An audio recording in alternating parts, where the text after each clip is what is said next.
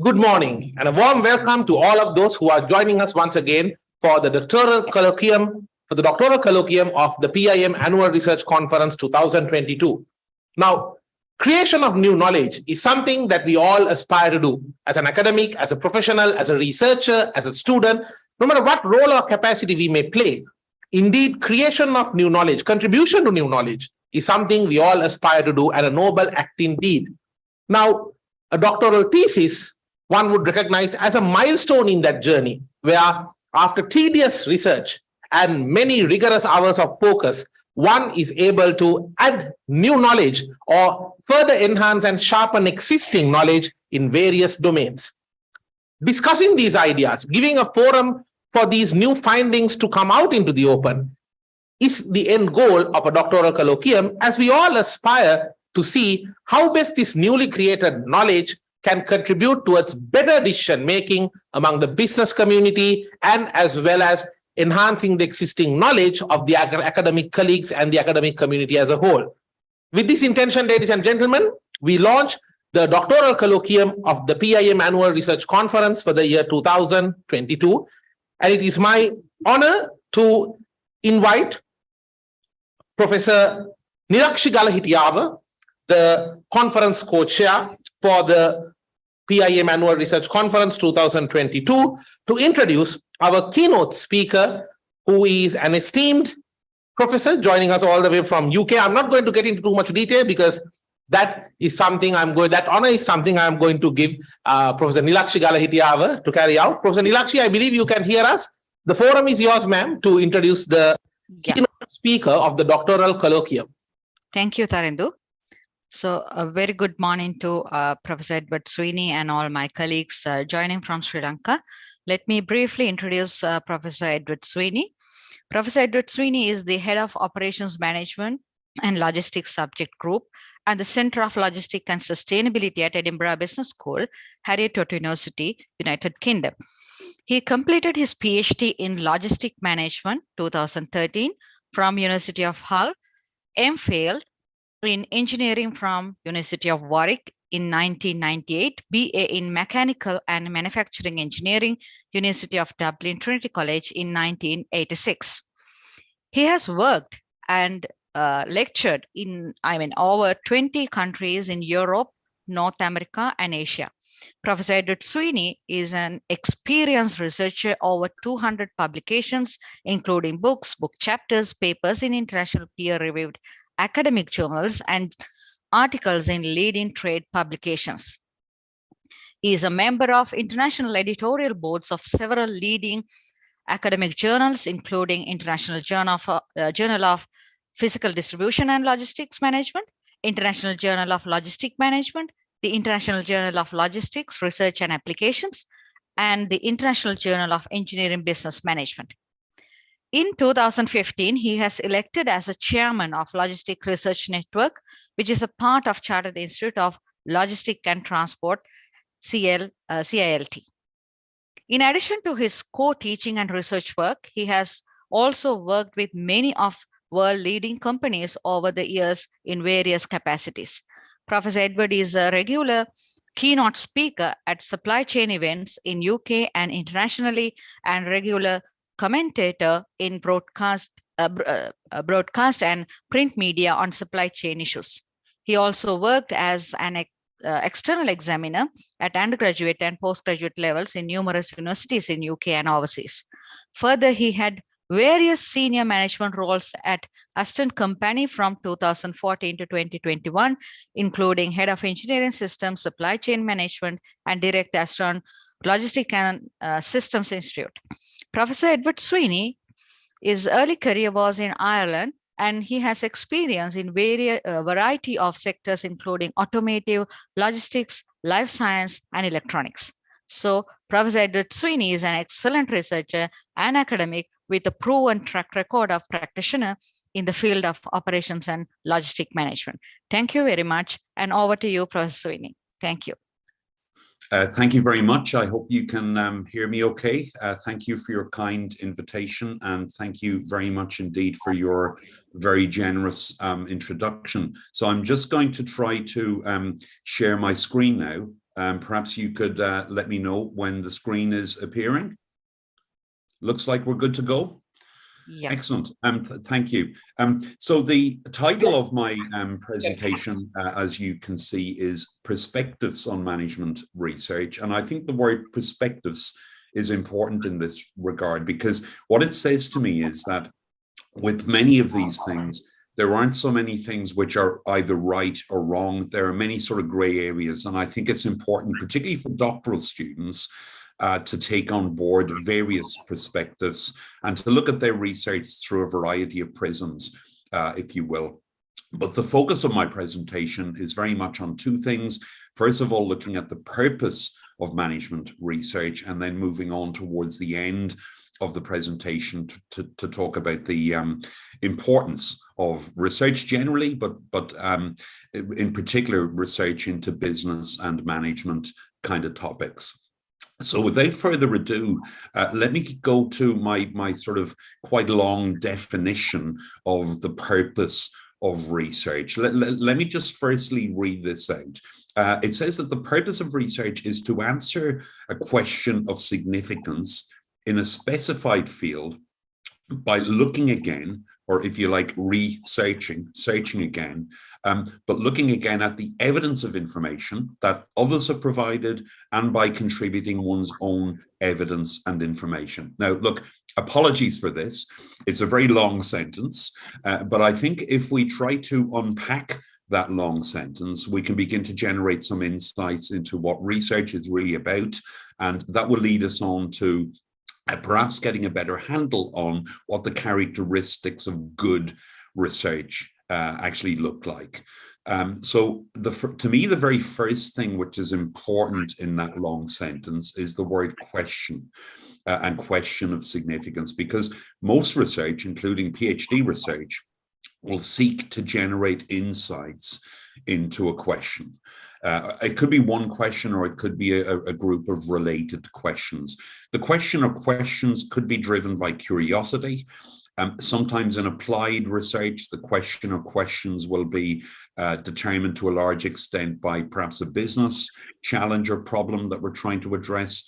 Generally in academic research and in PhD research, the question will be informed by a detailed and critical analysis of the relevant literature. So the literature review will lead to the informed development of a question or a group of questions. So it's a question of significance. And for doctoral research, the word significance is important here. So we need to be exploring a question which is worthy of in-depth research at doctoral level. So the message really is kind of keep calm and formulate your research question or questions. And of course, these days in most of the training that we provide for doctoral students, there is a large focus, a strong focus on what does a good research question look like? So, you know, the whole business of how to formulate a robust research question is something which is strongly covered, for example, in most of the standard kind of textbooks in the area of business and management research. But that's where it all starts from. So we've got to, at the very beginning, have clarity in relation to what the question is that we want to provide a response to. Now, once we've got that, to me, the next key phrase in my long sentence is the one which talks about looking again, and the whole idea of searching again, or in other words, researching, looking again, looking at a second time. And when I was thinking about this, I thought perhaps it's often instructive and useful to go right back to basics and to go right back to the dictionary. And that's exactly what I did. So I went back to the Oxford English Dictionary and looked up the word research, looking again, researching. And of course, the word research is an interesting one because it is both a noun and a verb. And if we think about the word research as a noun, the Oxford English Dictionary tells us that research is the systematic investigation into and study of materials and sources in order to establish facts and to reach new conclusions. So looking again, researching. And to me, if I look at that definition of research as a noun, the important words are the words numbers 2 and 3. In other words, systematic investigation.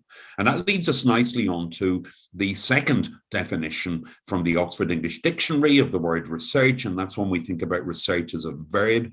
So to research something is to investigate that something systematically. So in a sense, the important words here are the word investigate or investigation, and perhaps even more importantly, the word systematic or systematically.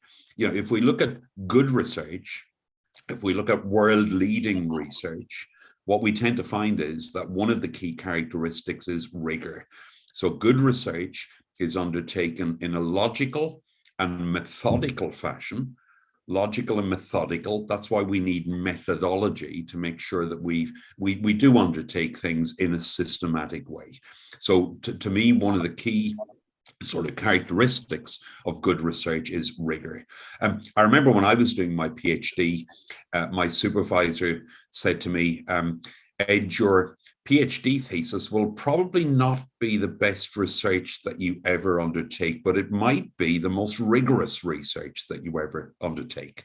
So again, if we look at a good PhD thesis, it will certainly be characterized by rigor, and your PhD journey will be one which you go through in a logical, methodical, and systematic fashion. Okay, let's move on.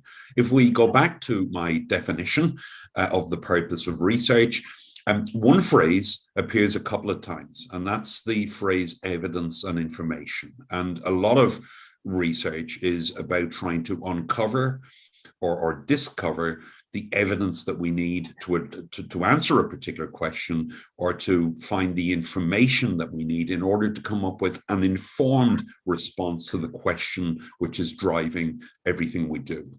And that puts me in mind of something which I use quite a lot with my own students, which is this info engineering model. And this is really saying that if we look at the left-hand side here, we've got data. But if we think about data, data on its own is of very little, if any, value to us. So one of our big tasks in research is to take the data that we've collected, and data collection is usually a big step in any piece of empirical research, and it's about transforming that data or converting that data into useful information. So that transformation is where, of course, data analysis comes in. So let's go back to the essence of this. Research is about trying to come up with an answer to a question. And the key thing is to come up with an informed answer to any question. We've got to think about early on in the process what our data requirements are. I'm always amazed because I'm a PhD examiner quite frequently. I also act as a reviewer of articles, for academic articles for a range of journals. And something which is often missing in empirical research is a clear statement and usually this will require a paragraph or a section, but something about identification of data requirements. That's often a missing link in research. And you know, to me, it's massively important because we know that to answer a question, we need information, and that information depends on us collecting the right kind of data and then analyzing that data in a sensible and appropriate way. So for anyone undertaking a PhD, identification of data requirements is important. And as part of research design, making sure that data analysis considerations are taken into account at a pretty early stage in the process. That's really important as well, because unless we do that, it becomes very, very difficult, if not impossible, to come up with a good answer. In other words, an informed answer to the question that we set out in the first instance. And of course, if we continue on with this info engineering model, the information that we generate to answer our research question, that will ultimately become knowledge. And, you know, that brings me back, I think, to ultimately what PhD research is about, which is trying to make sure that you make a unique and original contribution to knowledge. So that information will become knowledge. And if we think about management research in particular, that new knowledge, that new map of the world, those new insights will help us to make better informed decisions. And that's one of the key things with management research. When I was thinking about this info engineering model, one of my industry collaborators recently sent me on this diagram, which I thought was kind of interesting, because it says you can think about top left-hand side data as a whole series of dots. So each piece of data is a dot. Transforming that data into information means kind of switching some lights on, adding some color to this, making some sense from the data. And when we begin to join up and identify the connections between the various bits of information, and things are often connected, that really begins to provide us with our knowledge. So data, we'll analyze it, it'll become information. When we reflect on it, we can begin to turn it into knowledge. And ultimately, beyond knowledge, we can identify, perhaps by switching the lights on some particular aspects of the knowledge, we can begin to generate real insights. And ultimately, wisdom over time will come from connecting some of these insights. And it's interesting in research as well. In the field I work in, my research is very practical. It's based on very practical sort of subjects. And of course, the quality of the research I do is massively important. But to me, equally important is the impact that research has, either in practice, in business and industry, or perhaps in policy making terms. So something which we always at Heriot-Watt University in Edinburgh place a very strong emphasis on is what we call pathways to impact. So thinking about how the new knowledge which our research is creating can actually be used in practice. Let's go finally back to the definition again. We talk about evidence and information that others have offered, as well as one's own evidence and information. And that immediately gets us into a discussion about primary versus secondary data. Look, my only comment on this is out there, we have lots and lots and lots of data. There's a huge amount of data in existence out there. And it's so much easier in 2022 to get access to that data than perhaps it was 10 or 20 years ago. So a lot of our research questions can be answered by undertaking, innovative, novel analysis of existing data, secondary data. But of course, a lot of empirical-based research will need to go out and to collect new data using interviews, using surveys, using focus groups, all of our kind of standard toolkit of data collection. So others, information and data, secondary data, are own as primary data. And in my experience, a lot of research, certainly in my field of supply chain management, involves analysis of existing secondary data combined with the collection and analysis of primary data. But there's no magic solution here, because every research question is different. So therefore, every approach to data collection and analysis will be different. Now, finally, coming full circle, the first significant word in this definition about the purpose of research is to answer the question that we started with. So we started with a question and we finish with an answer. And in some sense, the answer, inverted commas, is really about generating fresh insights into the phenomena under investigation. So that could be deeper insights, it could be richer insights. I say that because many of the questions which we set out to answer, there isn't a definitive answer.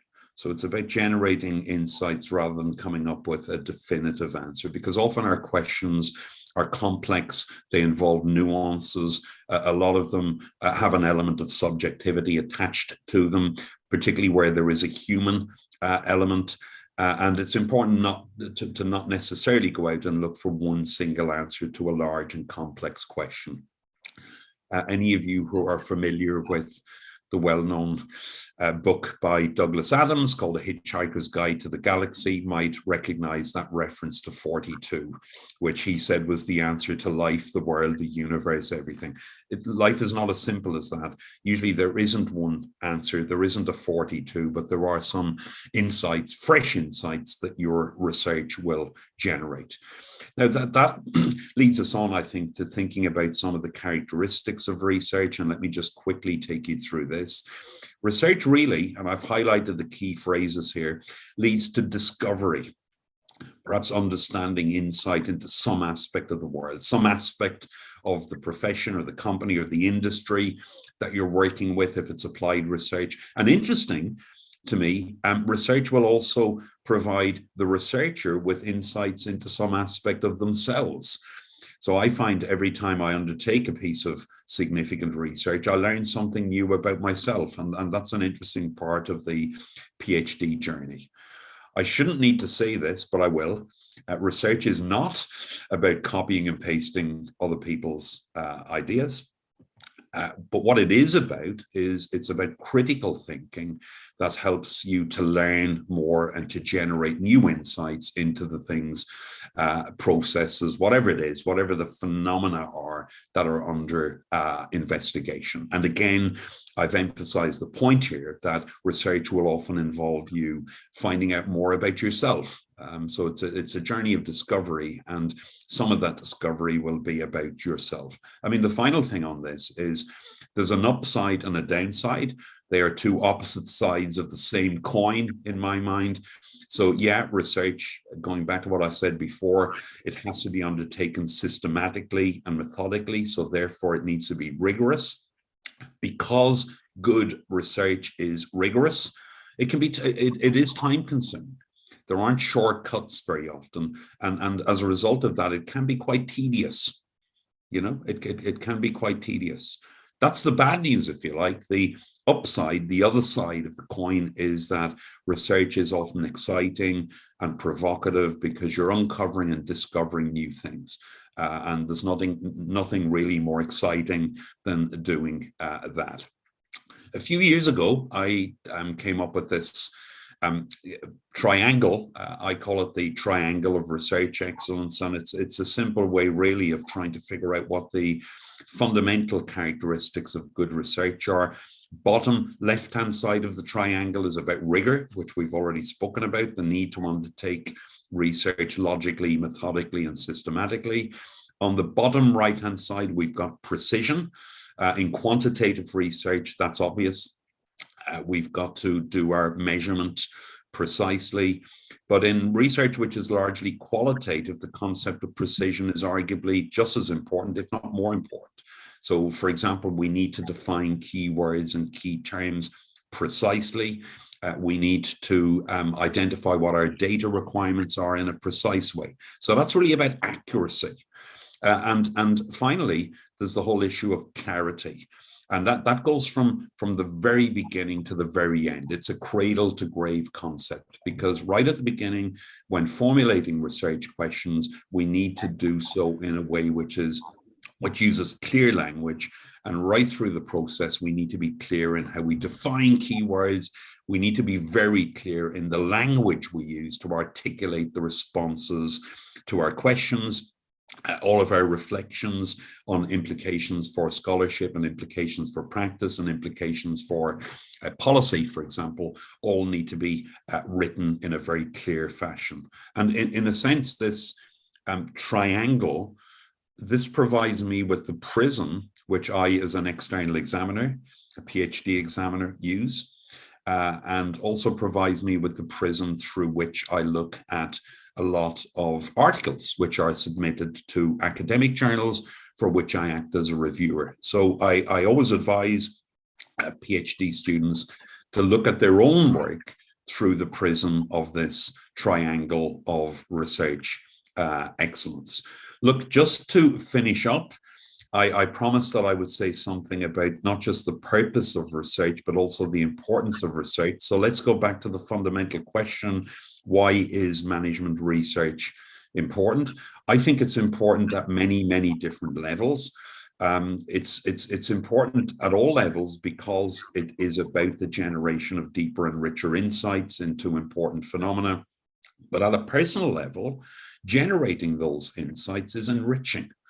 You know, your knowledge is enhanced, and that is in itself a rewarding and enriching process. So going back to what I said before about, yes, research can be tedious and time consuming and so on, but it is exciting because it's about uncovering new facts, new insights and so on. And that personally can be enriching. For the university in which the research is being undertaken, or the research center or the lab, research is important because it determines to a large extent the reputation of the university or the research center or the lab. And to me, that reputation is based on two things, as I mentioned before. It's the actual quality of the research, but it's also about the impact. And certainly in terms of management research, we're dealing with practical kind of subject matter. So, you know, how research has been taken from the laboratory and put into practice is massively important. If we think more widely about management research, going back to the info engineering model, business management research is massively important because it helps us to improve decision making. It's about trying to ensure that we have better informed decision making and therefore better decisions in companies. At a policy level, and for example, a lot of the work that we do on environmentally sustainable supply chains has made its way into government policy, and that's important because good research helps us to ensure that policy making locally, nationally, or internationally is more evidence-based. And finally, I think if we think about wider society, the research we undertake in all kind of areas, scientific research particularly, but all of our research forms the basis of innovation and therefore the basis of economic growth and therefore the basis of improved societal well-being. So if we ask that question, why is management research important, or why is research important generally, I think we need to answer that question on a variety of different levels. Okay, ladies and gentlemen, I'm very, very grateful to you for your time and attention. That's all I wanted to say to you, but if we have some time, I'm very happy to take any questions, and my contact details should be on the screen in front of you, so please don't hesitate to touch base, to reach out to me if there's anything with which I can support you. And if any of you are working specifically in the area of global supply chain or global logistics, that really is the particular subject area that I have an interest in. So thank you very much indeed for your time and attention. So thank you, Professor Edward Sweeney. It was a really insightful presentation. It's very clear that the role of research is to bring impactful research. Now we can move to the Q&A session. Any question from the audience? We would like to open up the opportunity for both those who are joining us online via YouTube, as well as those who are physically present here today.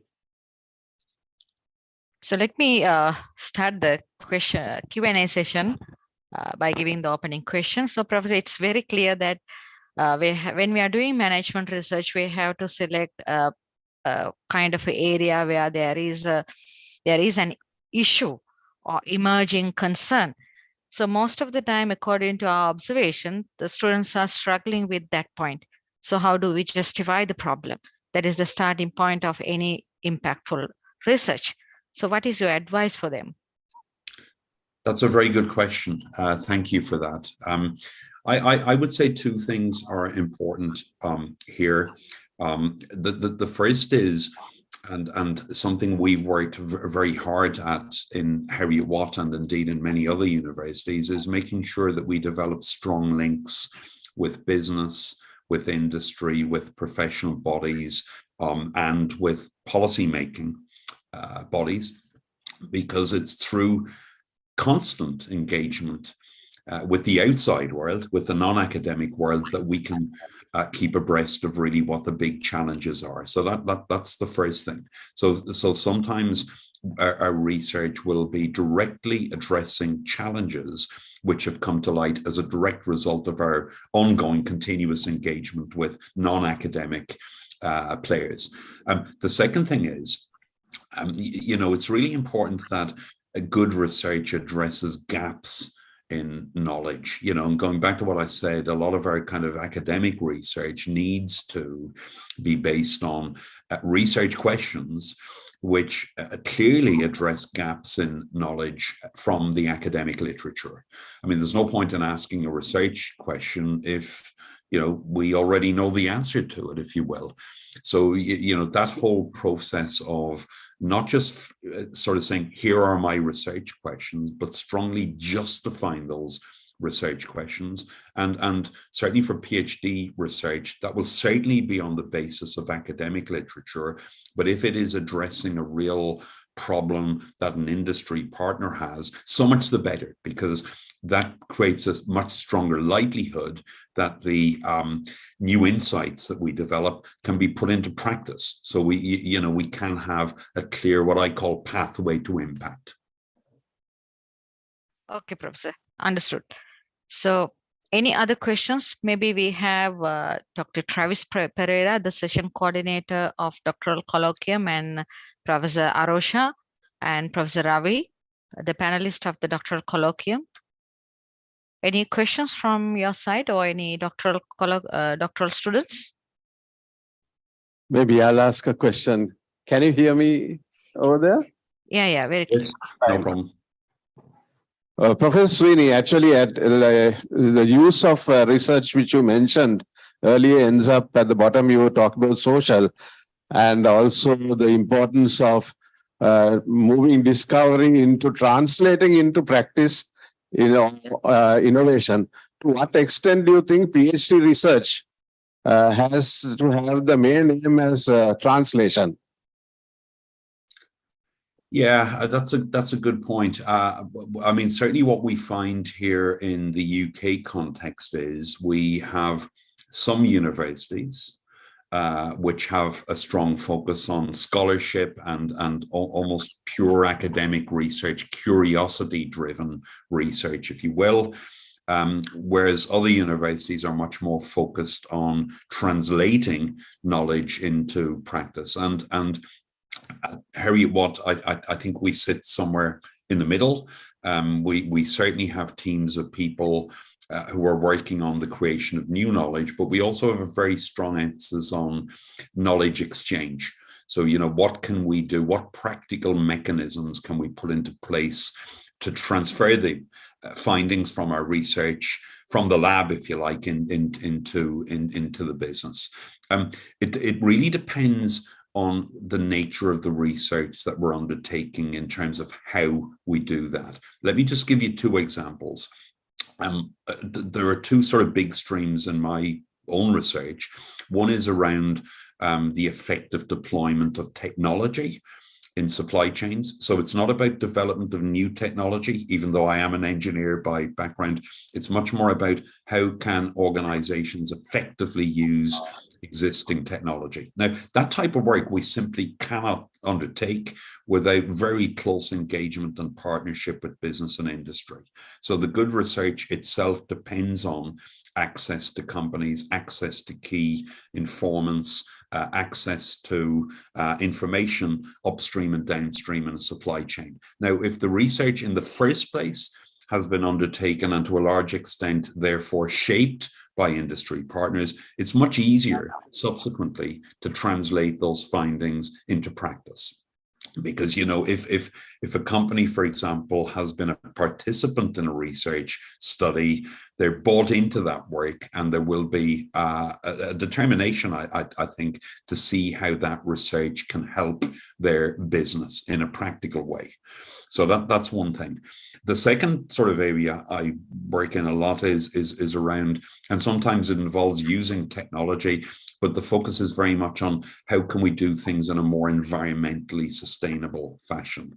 And, a lot of that research agenda is shaped not by business and industry, but it's shaped by policymakers. It's shaped by government at a national level. It's shaped by the agenda and the targets which emerge from the COP events and so on. So again, our sort of strong view is that we need to make sure that critical players in the policy-making process have a role in the creation of the research, the undertaking of the research. And if that happens, they're much more likely to take on board the findings. And if that happens, in turn, we're much more likely to get better informed policy making. So, I think the key to it really is about buy-in. And I think, therefore, the key to it is about building, creating, nurturing relationships, partnerships with key non-academic actors in the whole process. Thank you.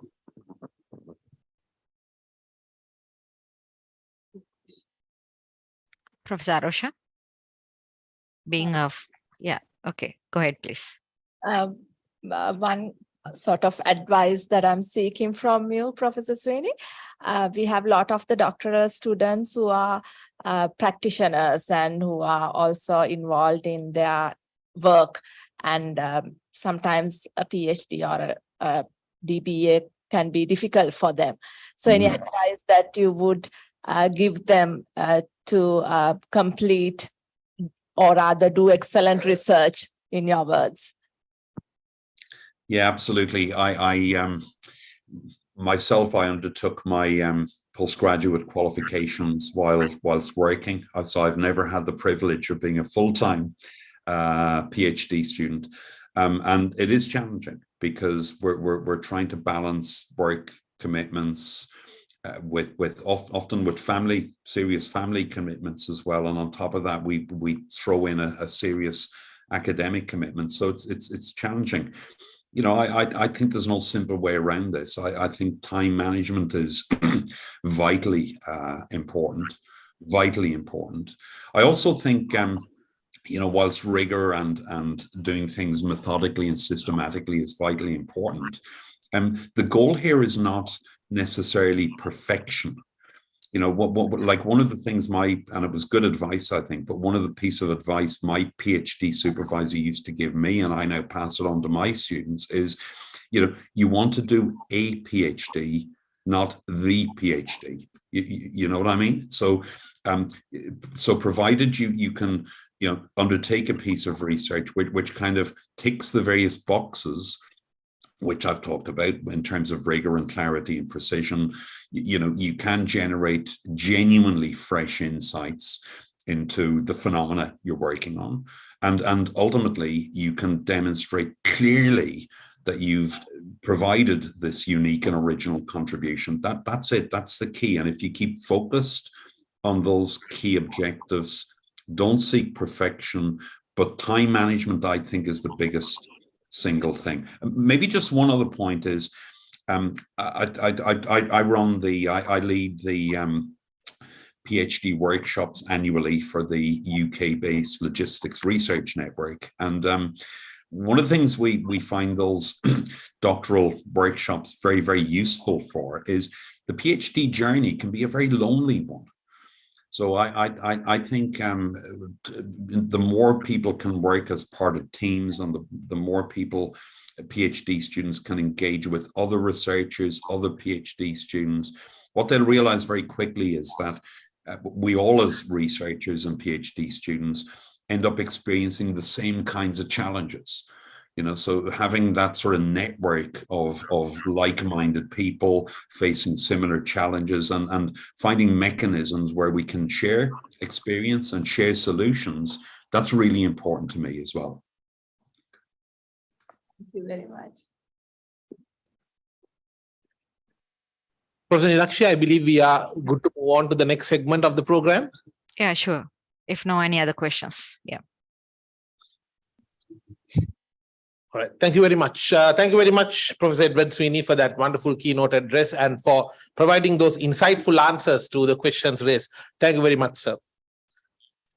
Before we move on with the key segment of the doctoral colloquium, which is the presentations by the doctoral students and the ones that have been published, it's time for a quick message from our corporate sponsors that has made this event a possibility. We would first have the message from MasterCard, the strategic corporate partner of PIM, followed by a message from the PBSS group, which is the platinum corporate partner of PIM.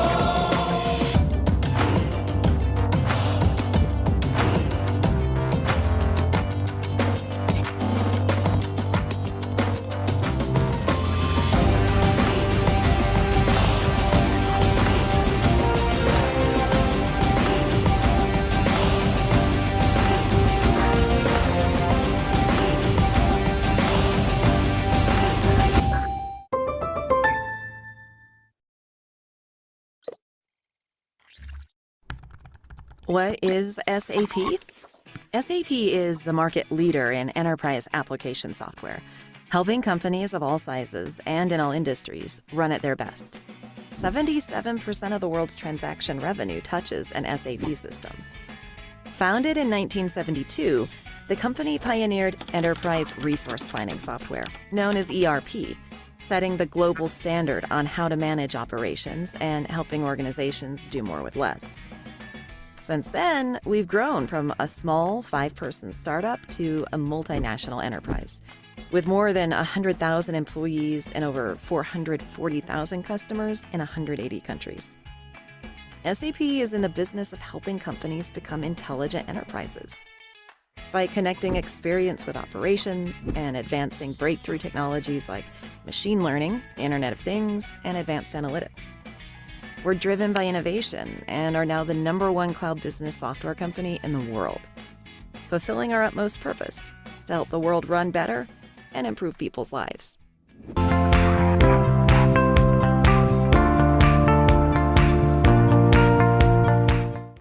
Quick word of thank you once again to MasterCard and PBSS for their support. Now to commence the doctoral colloquium, I would first like to introduce the session chair and followed by the two panelists. But before we do that, a quick reminder to all our presenters as you prepare in a very exciting manner to present your findings to the audience who is physically here today, as well as the audience that is joining us online. Kindly note that you would be given exactly 10 minutes only to present. We do understand it's been a long journey and a lot of knowledge to share, but we throw the challenge at you to stick to exactly 10 minutes because right and sharp at 10 minutes, the bell will be rung. There you are, loud and clear. And we would then move on into the question and answer segment. And once again, 10 minutes sharp as advised by Dr. A.K. Jayawardene as well. And we know 10 minutes sharp is 10 minutes sharp.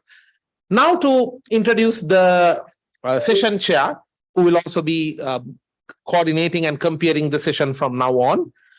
We have Dr. Travis Pereira, Senior Consultant at PIM. Dr. Travis Pereira is a Senior Consultant and a member of the Board of Management at PIM. And he is specializing in lecturing in the areas of entrepreneurship, operations management, supply chain management, leadership, business development, and organizational behavior. He is a design engineer by profession. Dr. Pereira has nearly 25 years of executive and senior management experience in the private sector as an engineer, a project manager, business development manager, a general manager as well. He has earned his MBA with a merit from the PIM and the degree of Doctoral of Philosophy, PhD in Business Administration for his doctoral thesis on commitment in high-performing Sri Lankan companies in the area of organizational behavior. It's an absolute pleasure to have you share in the session, Dr. Travis. Next, to introduce the two panelists for today, I shall introduce the lady first. We have Professor Arosha Adhikaram from the University of Colombo. Professor Arosha Adhikaram is the Professor of Human Resources Management Chair at the University of Colombo and has obtained her PhD in Human Resource Management from the University of Colombo and also the Master of Arts in Labor Studies from the University of Colombo as well. An ardent researcher on the areas of labor studies and HRM. She has published many research publications across journals in Sri Lanka and overseas. Absolute pleasure to have you with us today, Professor Arosha. Next, we have Professor Ravi Disanayake, Head of the Department of Marketing Management from the University of Kelaniya. He has obtained his PhD in business from the Taylor's University of Malaysia and Doctor of Business Administration from the Business School of European University in Switzerland. He has also obtained his Master of Business Administration from the Postgraduate Institute of Management, PIM, ladies and gentlemen. So welcome home, Professor. And he teaches multiple programs across different study programs from the bachelor's all the way up to the doctoral studies at the University of Kelaniya. He has also served as the chairman of the strategic think tank of Brand Sri Lanka Export Development and Tourism Promotion Project, which was initiated by the Export Development Board. Ladies and gentlemen, such is the caliber of the people whom we have today, who will be taking the session forward, listening and directing the doctoral findings, the doctoral studies presentations of our presenters today, and probing them in the right angles with the simple intention of making sure enhanced, enriched knowledge will be contributed to the society with from now onwards. Dr. Travis, I hand over the forum to you, sir, and best of luck to all the presenters. And once again, 10 minutes and you hear the bell. Thank you very much. Thank you very much, Taridu. Now we are on to the doctoral colloquium. I must tell you that we have 6 excellent up-and-coming researchers, PhD level researchers. Another little bit of significance here, out of these 6, there is only 1 male. This is a very interesting thing. And in fact, the editor of this document has made 1 lady a male as well. So you just, when you read this, when you read the names of this, Aslin, actually Sali, the second presenter, has been made a Mr. But so really, she is a lady, of course. And so we get on to our presentations. The first presentation is by Ms. L.A.K.C. Dahanayake, Krishanti for familiarity. Her research actually is a concept paper here. Exploration and exploitation of knowledge within public research institutions in Sri Lanka. Investigation of innovative economics. Over to you, Krishanti.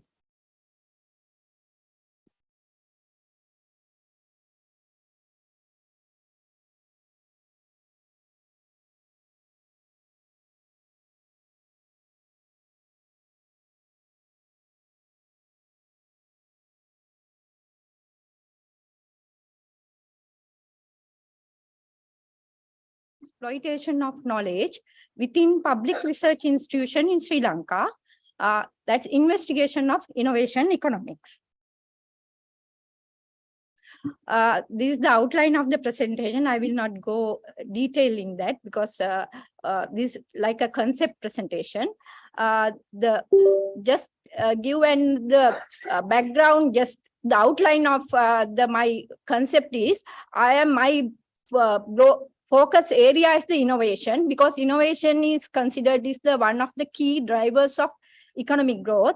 From that, I interest in the innovation economics that describe as an approach to economic development resulting from appropriate knowledge, technology, and entrepreneurship operating within a system of innovation in the institutional environment. That is my focus area for this proposal. So I will first go to the problem statement, how I synthesize my problem. I taken the Global Innovation Index as a global situation and what stand the Sri Lankan. So I took the Global Innovation Index of 2022 and 21 comparison with industrial countries and developing countries. As you very clearly see that the Sri Lanka And when compare the developing countries and industrial countries, the industrial countries are, with the ranking, they are in a higher standard, but developing countries in the lower standing. Out of that, Sri Lanka is stand for the 85th ranking stage, although from 2001 to 2002, they have come up with very drastic upcoming, but still we are, compared with the industrial countries, comparison with our innovation work, we are still at 85th level. So this is why the global background. And then I move into the Sri Lankan situation.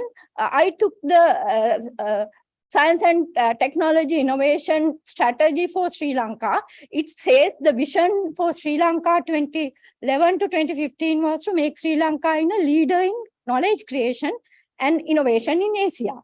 But the overall research and development in Sri Lanka's contribution to the innovation is very low level.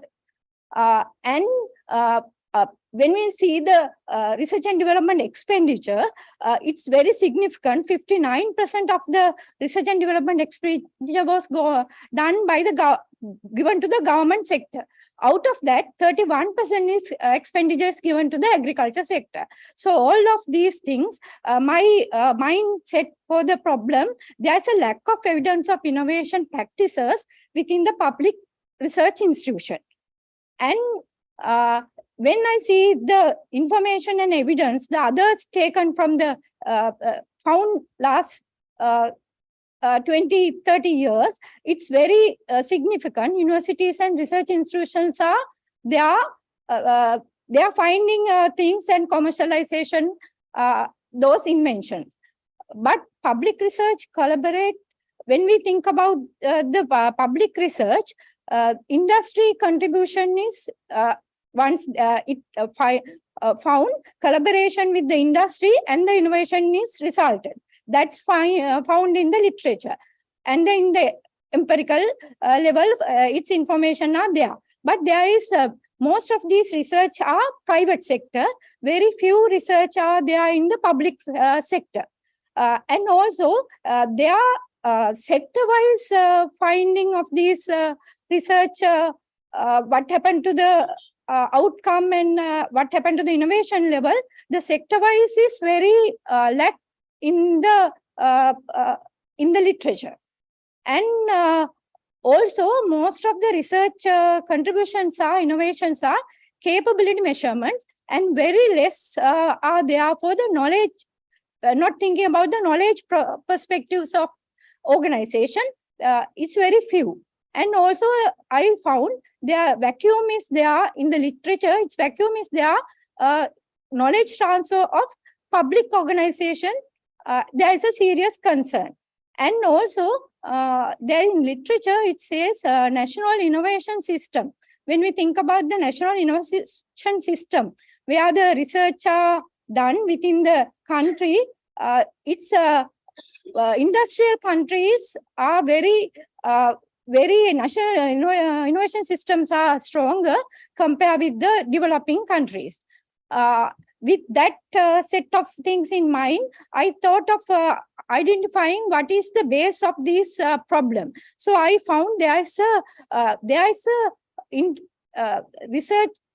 This problem has some knowledge creation and knowledge application. There is something. So I thought of knowledge-based view has expressed some idea in exploration and exploitation of knowledge. But when we think about the knowledge-based view, it's only thinking about the exploration and exploitation, but there is a gap in how and what extent this knowledge-based view is not very explained, how and what extent these are productively used. So in that thing, in that mind, I thought of two theoretical background of I found in my problem. So the knowledge-based view is the one where they have very well explained exploitation and exploration and exploitation of knowledge within the organization, but they have not explained the productive use of knowledge within the organization. And I thought there's a notable theoretical gap exist in the literature that need to be addressed. So I thought by reading a literature, I thought the Schumpeter model, Schumpeter ideology, although he first in status something in 1911, but 1987 it had discussed thoroughly. So I thought there is applying this Schumpeterian ideology on the role of entrepreneurship and the dynamics of innovation to assess the performance of public research institution. So I wanted to use the Schumpeterian ideology to fill this theoretical gap. With that idea, I have identified my problem as the knowledge produced by public research institution is not effectively utilized to yield economic results. Accordingly, I have identified my overall objective as to investigate how public research institutions effectively manage knowledge to promote innovation economics. With that in mind, I go to my concept indicator model. So I'm thinking about this still concept is developing. Because of that, concept indicator model I have used. Accordingly, I thought of the exploration and exploitation, where the knowledge-based view explain the innovation, the application, but there is some within the knowledge public research institution, they are having a knowledge, and exploration means the acquiring the knowledge.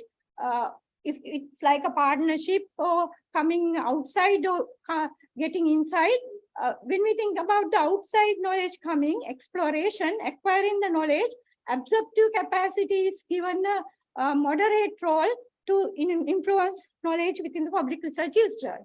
Anyway, all the knowledge still public research institution having the innovation within the institution, but my problem I identified in Sri Lankan situation, we still are very low level in the global innovation index. Our knowledge of the public research institution is a problem. So I thought there might have some kind of problem at the exploitation level, where the knowledge is acquiring, but the application of knowledge is the problem. So I want to have a very good idea how the new knowledge, finding to go with the Schumpeterian ideology. So I thought of applying the Schumpeterian ideology into the knowledge-based view and find out why knowledge at the public research institution in Sri Lanka is having a problem to producing the knowledge like the innovation. So that is the concept indicator model, and I have find these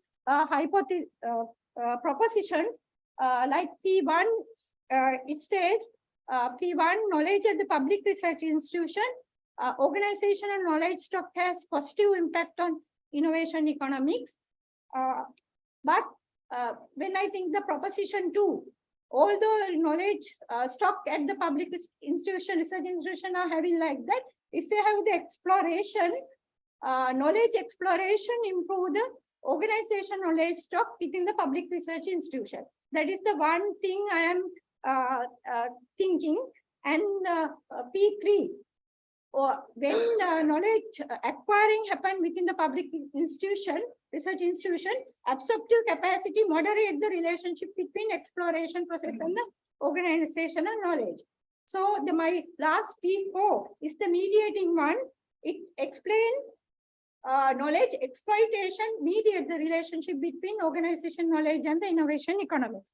So those are the things. So there is a theoretical implication with the knowledge management views and the Schumpeterian ideology, and the managerial implication is there because ultimately this is the impact for the national innovation system in the Sri Lanka. I'm focusing on the agriculture basis. So I'm trying to improve the national agriculture research system within the Sri Lanka. So the value is this might be a good output for the Sri Lankan agriculture research, national research, agriculture research system. Thank you. Thank you very much, Krishanti. Now it's time for the questions. First, a small comment from me as well. The excellent area I talk about Schumpeterian economics. These are all Austrian school thought, really speaking. You might also look into Knight and Kurtzner as well, talking about opportunity seeking and risk and uncertainty as well. Of course, that is something that you need to see as well. And it actually, the background is really translating what is absorbed into dissipation into the industry as well. So two excellent areas, and I think that might be a good research. Okay, over to my panelists. And first ladies first. Reversing the thing. Okay. Okay, very good topic. Actually, it's eye-opening for the public sector as well. First, let me know whether you are doing a PhD or DBA. I'm doing that. Then I can customize the question. Because we very recently introduced, but we start from 2019 October. Okay. Still, we are thinking of doing the PhD. Don't know whether. So I mean, don't take it as kind of influencing for the DB or the PhD thing, but having had experience to the both, then I feel your research is more into the DBA level. Because even I have done the comment over there, you need to first come out with final labs. I understood where your real practice issue is, and if you can come out with some review very firstly to give the real gravity of the research problem. This is where you can include some more to the paper where the practice issue is. I wonder whether research institutions, they themselves have issues, whether they are in-out approach of research or out-in approach of research. That's first thing. Second, you have to have an argument whether something wrong with the system to absorb what public sector research institutions made as a problem, I mean the knowledge. So both in you need to have a proper argument first. And why don't you review, and way back I recall Travis, the assignment we did for economics for agriculture policy review. Thanks to you as well. You review the Sri Lankan agriculture policy review first. Bring that, the funneling the research question, why you need to do this research to contribute for the agricultural sector perspective. Then this would be a fantastic research where both sectors, public sector and the agricultural sector, they become like eye-open to see how to bridge that. And last comment, in fact, I love your research model. Even morning, the keynote speech, even he mentioned one specific thing, but it is kind of systematically review or systematic review. You need to come out with your model with the strong systematic review first. And exactly come out with some validation of the Schumpeterian model or whatever the knowledge management model with the support of latest empirical evidences as well. Then the acceptable gravity is very high for your research model. So these are my end. Hope you can absorb something to improve your research. Still, I believe you are more into the DBA side. Yeah, sir, I will answer you the two very briefly. Also, because I am not the academic person, I am from the research field, research institution, because I am from the Hector Kobbakadu Agrarian Research Institution, and I'm the agriculture background, because I am focusing on the national agriculture research system. So they are having the plantation research institutions and the forestry, and there's a 20 more institution today having a problem giving output for the input to into out. They are not inside knowledge is not productively given for the contribution of the economy. So that I'm okay with, because I am not an academic. My career is going for the managerial thing. That's one thing. And other thing is because as you mentioned, as you told, the systematic review. Because my first research question is reviewing the global, because I am going to select several countries and review the this scenario, how they have achieved. And then my second question is, I am reviewing the Sri Lankan situation. Then only with those systematic review thing, I am going for the knowledge, what happened, this exploration and exploitation. That concept is, because that's why I put the concept indicator model. Still my exploration is not defined properly, because I have to go to the first question and find out what those countries are success, and why they are failed, and why Sri Lanka failed, and why the success. There are success stories in the institution, research institution. So I have to capture all these and put into my third research question, and it gives the idea more mixed type method, my research. So I will qualitative and quantitative data will gather, then I wanted to contribute it to my proposal. Okay. Krishanti, I had the opportunity of reading your full paper, and interesting area. And I'll start from your last comment where you said in answering Professor Ravi's question that your first research question is a systematic literature review, which shouldn't be the case. A systematic literature review shouldn't be a research question. You will anyway have to carry out a literature review. So that is part and parcel of a PhD or a DBA where you carry out a literature review. And I don't think it's good that you have that as a research question. Research questions are different. So your second and the third research questions would be good. But then again, I thought first one is captured in the second one. Your research C is covered. Third is covered itself in B. Just think about it again. But first research question, I think, needs to be out and you can bring something in. And when you talk about it, I can see that you are very passionate about this topic. And since with your involvement, you have a lot of concepts, a lot of practices, a lot of issues around this topic. My advice to you is to don't get dragged onto all the issues and problems and areas that you have that can happen when you are a practitioner as well. Be careful in selecting specifically your area, funneling down, as Professor Ravi said. Reading your article, I saw you have a lot of concepts. Sometimes the interconnection, I know that you have it somewhere and you had it, in different places, but I couldn't see that nicely flowing down. You had knowledge. You first start with innovation, suddenly you jump to knowledge, and then again you jump to knowledge-based view and all of that, and then go back to innovation again. You go back and forth. So very carefully develop your argument with, remember the keynote speech also with evidence. Your evidence now, you say that of the research funds for research, of the 58%, 53% or something, 31% or something is given for agriculture. Therefore, there is a need to study knowledge and innovation. No, that evidence is related to you selecting agricultural industry as your research site. That's the argument for that, not for your research problem. So I didn't see a good argument being built for your research problem. I'm sure you have all that information, like the keynote speaker also said, we have all that information available and you would anyway have it readily available. So just revisit it again and see how you can nicely put all of these concepts together and rationalize your selections, every selection that you make. So that will help you develop your study. Wish you all the best. Okay, I think so. Thank you very much, Krishanti and panelists as well. I think we can move on to the next research. Okay, thank you very much for listening and all the advice. Thank you very much.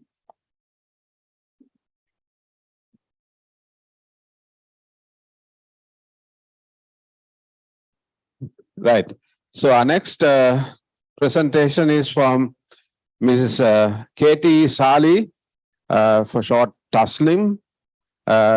She's talking about research, very modern kind of concept, exploring the meaning of work for gig workers, people who are on three-wheelers and things like that, the gig economy, which actually where people switch from job to job sometimes. Engaged in riding, hailing, and its impact on continuation intention. Over to you, Taslim. Thank you, sir. Good afternoon, ladies and gentlemen. So let me start by, as you all know, the sharing economy, which is also known as on-demand economy, peer-to-peer economy. Actually, there's so many words to describe what sharing economy is. It has been identified as a rapidly growing economic and technological phenomena. And the fundamental of it is it proposes use rather than ownership. It's about accessing an asset rather than owning the asset. Also, the growth in the sharing economy actually came through the widespread use of the internet and also smartphones. So if you look at the shared economy or the peer-to-peer business model, there are three. It's a triad model where you have the service provider. If you look at in the terms of like transport, you're looking at a driver, people using the platform, and then the platform company, that is basically the technological company. It was estimated that the sharing economy globally was worth about 15 billion in 2015, and they're expecting it to rise to about 335 billion. So it's rapidly increasing. And another thing is, with the whole COVID, what we see is the growth in these industries have been phenomenal. If you look at the two dominant sectors, it's accommodation and transport. And also sharing economy has been very closely aligned with sustainability. And that's one reason I believe why it is important for Sri Lanka, because the economic and the social impact it could have on our country is tremendous. The central bank for the first time identified this gig economy in their central bank 2019 report, where they said most of the people in like Western province or even urban and semi-urban areas are now used to getting a taxi or a truck through an app as opposed to standing on the roadway. And what they are hoping that it would even spread to like rural areas where they will use for things like farm machinery sharing, which is of great importance for a country like ours. And the other challenge with these models is the nature of employment that is coming. There are new forms of employment. Service providers, like for example, drivers, are no longer considered to be employees of these companies. They're independent contractors, or what we call gig workers. So they're also identified as entrepreneurs, micro-entrepreneurs, because they can use their idle asset to make money. So that is just the background of sharing economy and its importance to Sri Lanka. Getting back to the problem that I'm looking at, is that the gig workers retain very short period in the industry. For example, Uber is a ride-hailing company. Their retention rate, they say, is about 4%, which means annually you have a 96% people churning. And these people are generally not loyal to a platform, and they allow them to work on multiple platforms. This high turnover in the gig industry, especially in transportation, is a global phenomenon. And for companies, it's a huge challenge because they don't employ anyone. So they have to depend on the supply outside. So that becomes a bottleneck for their growth, actually. And the other issue we have is around regulation. These industries are not regulated. Even central bank in their report says that the policies pertaining to employee security and all that are, we are looking at traditional employment and is not looking at like gig workers, which we should look at. So if you look at the performance gap, I think this high turnover is even the case in Sri Lanka. The local ride-hailing company says their annual retention is around 30%. And this precarious nature of employment makes traditional theories of motivation almost irrelevant. And these companies need to know how to motivate them to keep. What platform companies, though they say the main tagline of a company is we promote flexibility, you can be your own boss. But the reality is they use something called the algorithmic control to control the behavior of drivers, which is creating also what you call an expectation gap. In terms of the theoretical gap, there is very little studies done in the area of meaning of work for gig workers. Job motivation is a useful concept in understanding the meaning of work, but it overlooks things like interdependencies between personal growth and society. So several scholars have attempted to conceptualize meaning of work as a multidimensional construct. However, they say the conceptualization still remains underutilized, as many scholars think it as in a singular factor. The empirical gap I see is the gig workers engaged in the ride-hailing space, which is generally considered low skill because it's different to people who do outsource work. These people are low skill, and also it involves an actual physical delivery. And so there's very few studies done on gig workers, and especially in developing countries. And I'm also interested in looking at whether there is an impact of the platform company being local in the way the employer, the gig worker assigns meaning. So, sorry, I think I skipped a slide, sorry. Okay, so research question is, how does gig workers perceive, engage in ride hailing, perceive the meaning of work? That is my first research question. And also, does the meaning that they attribute to work have a impact on their continuous engagement with the platform? Also, does the physical presence of the platform have an impact on that meaning? And also, what are the challenges that gig workers are facing currently due to this precarious nature of employment? So in terms of objective, it is, of course, to shed light on this perceived meaning of work for gig workers. Also to develop a framework that captures the meaning of work that could be used to retain this industry, which will be very useful for these platform companies. Also to identify the challenges arising out of these informal, flexible, precarious employment, so that which are currently not addressed, which requires authorities' attention. In terms of literature, so there is literature around sharing economy, where they say the people joining mainly join because of financial benefits, but the reality is it's more than that, and studies have found that they look at other benefits like engagement also. And also there is a considerable impact, like I said, on conventional labor markets. These people don't have things like insurance, healthcare, etc. And also, even it has been identified that a lot of regulators find it very difficult to regulate this industry. My area of focus is the gig worker, but from the point of even taxation to security, there's a whole heap of things where regulation is not moving as fast. Some people view this as just another way to make a quick money. But the problem with that for platform companies is that is not a sustainable model for them to make money. So there is a significant gap to look at in terms of how do you build loyalty, what will make these platform workers stay on. So the meaning of work basically captures what a person believes, defines what are the values they attribute to their work.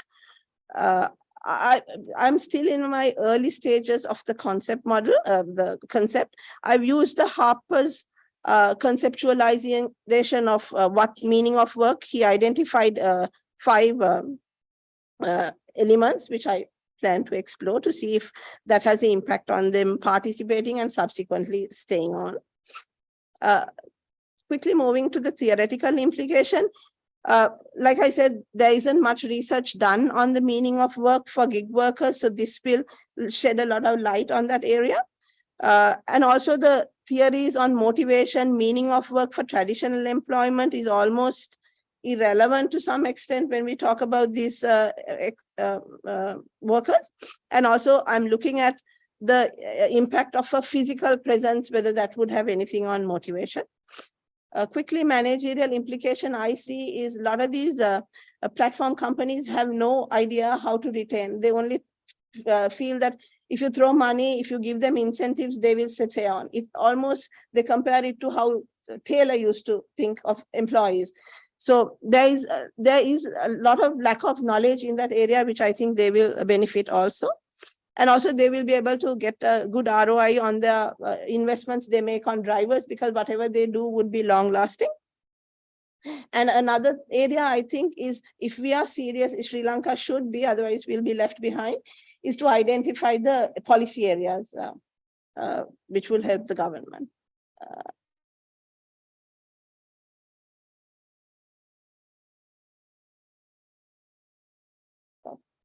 Thank you.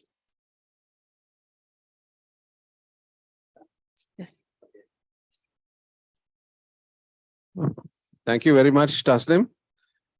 This is, of course, a new area and a very good area we are getting into. The use, how networks are exploiting the potential of people more than anything else, and the meaningfulness of work. Okay, I think it's a very interesting thing. So over to Professor Arosha, right?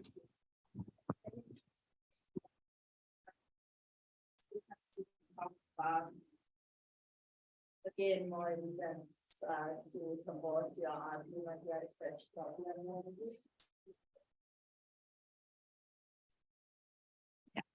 You have to think of how you can sort of build your, inform your research problem. So evidence is needed. You talk about the UK, that the high retention rate in UK. And you also say in one company in Sri Lanka, they say 30% retention issue is there, but you did not show us any reference, how you got that information. So your whole sort of argument would be based on these facts. So it has to be properly, evidence-based. You have to show it with evidence. And I also was wondering, now the nature of gig workers itself is that they engage in a gig and, come out of it. So does it really entail a long-lasting relationship? So you trying to bring in the longer employment relationship into a type of employment that itself is very temporary. So that was something that I was thinking about. So maybe you can sort of revisit that. Yeah. If you have what I read is initially these guys joined these platforms just for a short while, and it is generally not their main employment. Okay. But now we see people engaging in this as a full-time employment. Okay. That being their main source of income. So maybe I can bring evidence. Yes. Because they say surveys say that 60% are the main source of revenue is that. Okay, so it can be even gig work can be main source of income, but for a shorter period, and then they go on to another gig. So that's the nature of gig work, as I understand. Yeah. So I get your point. So you can argue on that as well, maybe in the background or the introduction to show that why you are, looking at their retention when the nature of that type of work itself is different. And then also the contractual relationship that you were talking about, there are different court cases that actually had in UK itself with Uber, where they have ultimately the decision had been that they have actually a contract of employment, not a contract for employment, for service. So since you were talking about that, you can bring those also in. My main issue that I think you need to consider is now, I really like the fact that you wanted to look at how they perceive work, the meaning that they give to work and all of that. So, which is very interesting. But then when you came to our concept indicator model, it was a causal relationship that you were trying to look at. And then later on also, when you talk about the implications and all of that, you are looking at factors and influence and impact and, causal relationship. When you are trying to look at the meaning, the perceptions, it's a very social constructivist study or interpretive study. Whereas if you are looking at the factors, causal relationship, it's a positivistic study. So you'll have to very clearly clear out in your mind what you really want to look at. And also identify a good theory to look at all of this. And I wish you all the best. Thank you. Right. Thank you very much. Very interesting. I had a couple of times to discuss about your research as well. I wonder whether we also end up as gig workers in future. Right. Of course, our Prof. Arosha asked the two questions I had in mind. So my suggestion is to, before you think about whether it's going to be qualitative or quantitative, your method will depend on the systematic research questions you are going to address. Then only you can think about whether it's a quantity or the mix of it. My suggestion is you looked at as what Prof. Arosha asked, very valid questions. Even I had the same. Gig workers, the nature is very peculiar. So no more you can find standalone theory or theories that's completely talked about something on gig workers, especially 1960s and 70s areas. So that itself, there's a theoretical gap you can come out with very nicely, that's fine. However, first look at whether you need to investigate the problem from the gig worker side or the organization side. Then if it is going to be organization side, because you said both ends of the issues in your presentations, that's very good, but you have to funnel, I always say that, to the focal point. And then, of course, what you can do is conduct few key informant interviews. Then you can grab the real issue that you can report as a practice gap in your research. So then you have a very clear argument, gravity to say this problem is led with the organization side, maybe the expectation of gig workers, not exactly retention of period. That's the nature of gig workers. But maybe their contribution to the work, the quality of the work, output, that sort of a case. So then understand where the problem gravity exists in right now. Then, of course, you can think about where to, tunnel your research for the gig worker side, or at least, gig worker side, but to address the organizational problem side. Because if you are going to talk about the gig workers' retention or engagement, that's by nature, they are short-term focus. Even the part-timers, even sometimes they work as gig workers as a transitional period. So therefore, very practically relevant problem you have touched. My respect for that. I love to see your in paper. There will be a lot of input, lot of take home for the industry, even for the policymakers to see, and of course the quality of life of gig workers. So you can do a lot of contribution, but there are always two things. You are different, research is different, but you have to think as a researcher now, right? Please once again go and dig and duck all the process and see where the validity, systematic way of bringing this one. Before you think about your framework or whatever the methodology, first refine the research question. Which angle you're going to do that? Hat off, a very new one, and we like to see your end results. Thank you. Thank you, Dr. Professor Ilakshi, would you like to say something? Any comments? Yeah, I was listening to the comments by Professor Arosha and Professor Ravi. And I also thinking about the accuracy of all these things. I totally agree with Professor Ravi and Professor Arosha, because first of all, we have to engage in problem justification. If something is not available, definitely we must go for a pre-study to see whether the problem here is really existing. So that part is, I think, compulsory to justify a problem. Thank you. Any other questions from the audience? Yes, sir. Dr. Trevor. Good afternoon. Thank you very much. Good presentation. As Professor Ilakshi said, you have to have evidence to prove that there's a genuine research problem. Otherwise, it becomes an imagination in your mind. Also, now, when you showed managerial implications, how are you going to link that to the research problem? What is the rationale you have for that? The statistics or whatever so this is how you have to link that to now theoretical implications can be linked to theoretical underpinning. Right, but managerial implications you have to have a little bit of rationale statistics to. This is how we look from the practical perspective, from the pragmatic perspective. So link that. So just think about that. That's all. Thank you. Yeah. Thank you, Doctor. Any other questions? If so, thank you very much, Tasnim. We go on to our third presenter. This is Dilanthi Tavakuma, right? She is talking about, the topic is the impact of alignment of vertical and horizontal fitness of high performance HR practices on employees' innovative job performance, a study on employees' perspective, HR perspective. Yeah.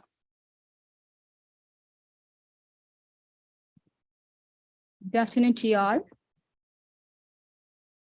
So my concept paper title is The Impact of Alignment of Vertical and Horizontal Fitness of High Performance Human Resource Practices on Employees' Innovative Job Performance, a study on employees' perspectives.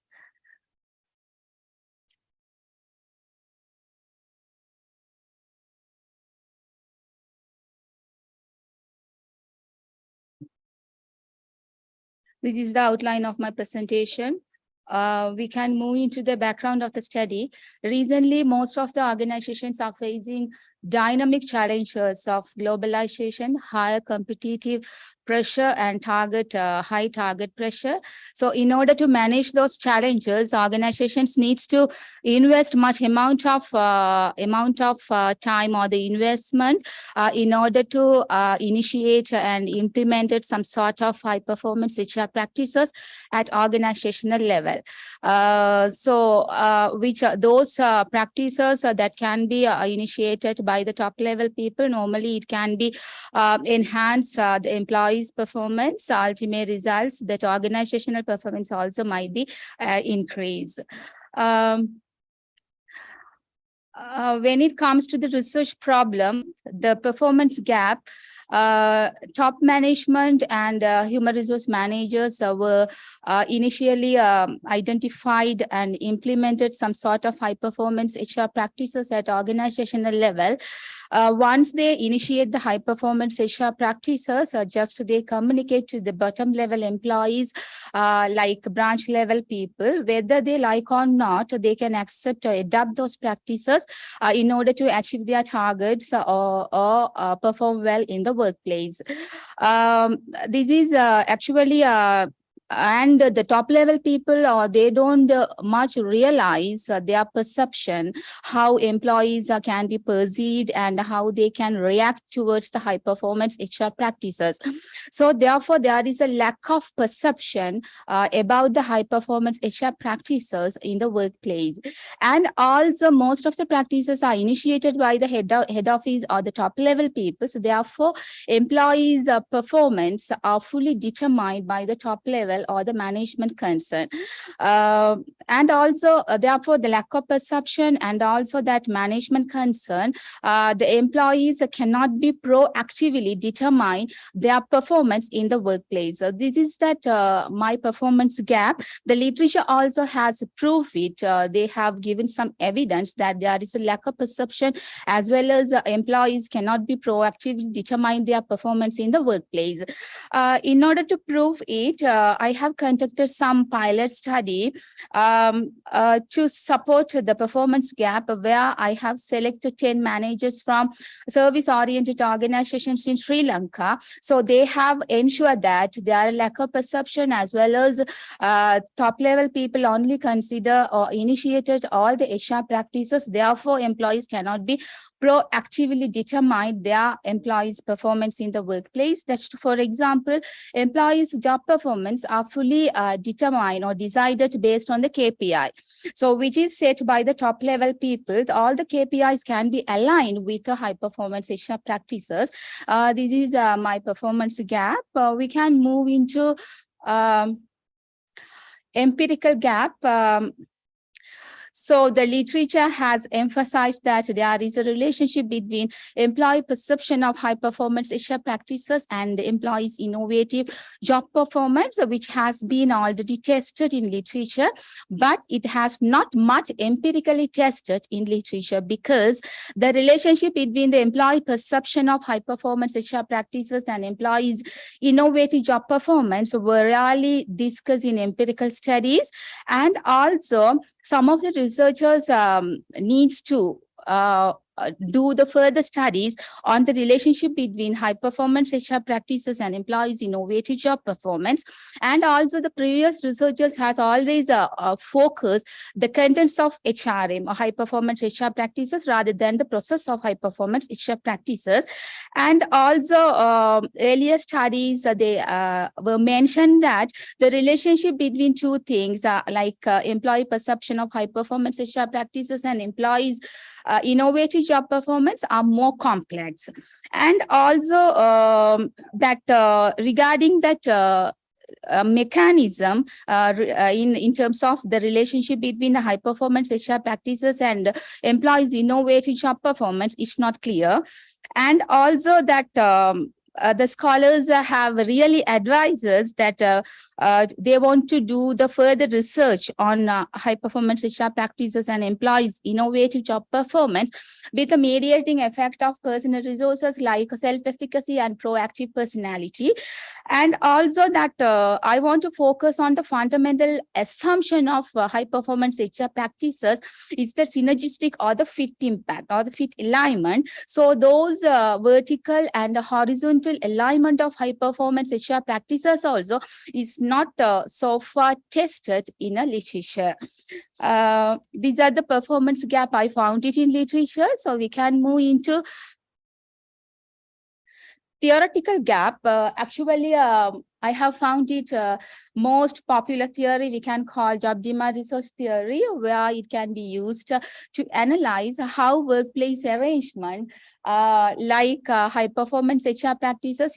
High performance HR practices is one of the key components of workplace arrangement affect that employees' job performance. Here, the basic assumption of JDR model is that individual or employees who have the sufficient resources like job and personal resources, which are provided by workplace arrangement like high performance HR practices, once the employees can be getting to those resources in order to fulfill their work-related needs like personal growth and development. So ultimate results, so they can be achieved their employees' innovative job performance. However, this model does not explain why employees perform different level when every employee has to access the same resources which are provided by the workplace arrangement. And also the process that connect the resources like however, the process that connect the resources are less elaborated in a JDR model. So based on the theoretical gap, and also the employees may perform at work based on individuals' resource gain and loss level guided by resource caravan's process of conservation of resource theory. So therefore, this study combined JDR model and conservation of resource theory to make a structural relationship among the variables of employee perception of high performance HR practices, personal resources like self-efficacy and proactive personalities, and also that employees' innovative job performance. So based on performance gap as well as the empirical gap and theoretical gap, so I have derived the research problem to what extent do the employees perceive and react on the horizontally and vertically aligned high performance human resource practices to ensure their innovative job performance. These are the research questions and objectives of studies. I have developed 4 research questions and objectives of study. Based on the literature and as well as the theoretical support, I have selected 3 theories: job demand resource model, conservation of resource theories, and resource-based view theory. So based on that, I have developed 9 hypotheses.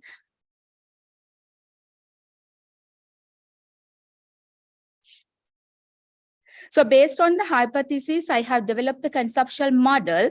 So where the human resource high performance human resource practices consist of recruitment and selection, training and development, performance appraisals and compensation, and business strategy.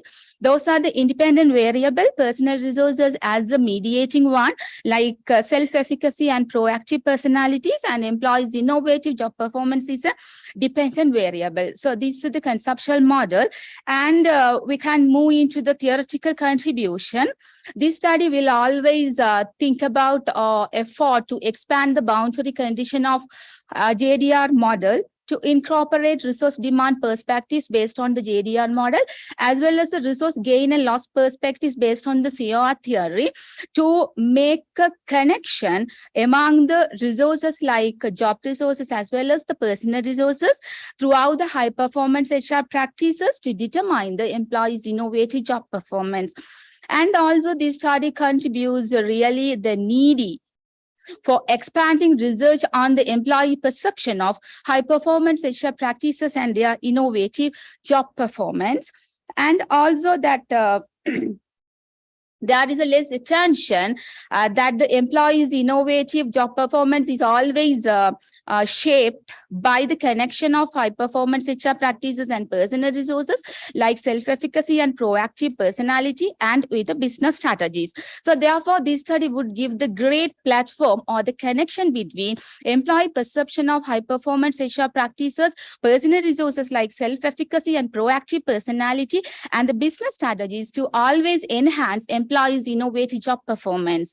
And also that always this study will make a platform to connect the vertical and horizontal fit perspectives on the employee perception associated always with the business strategies in the workplace. So those are the theoretical contributions in my study. Then lastly, we can focus the managerial implication.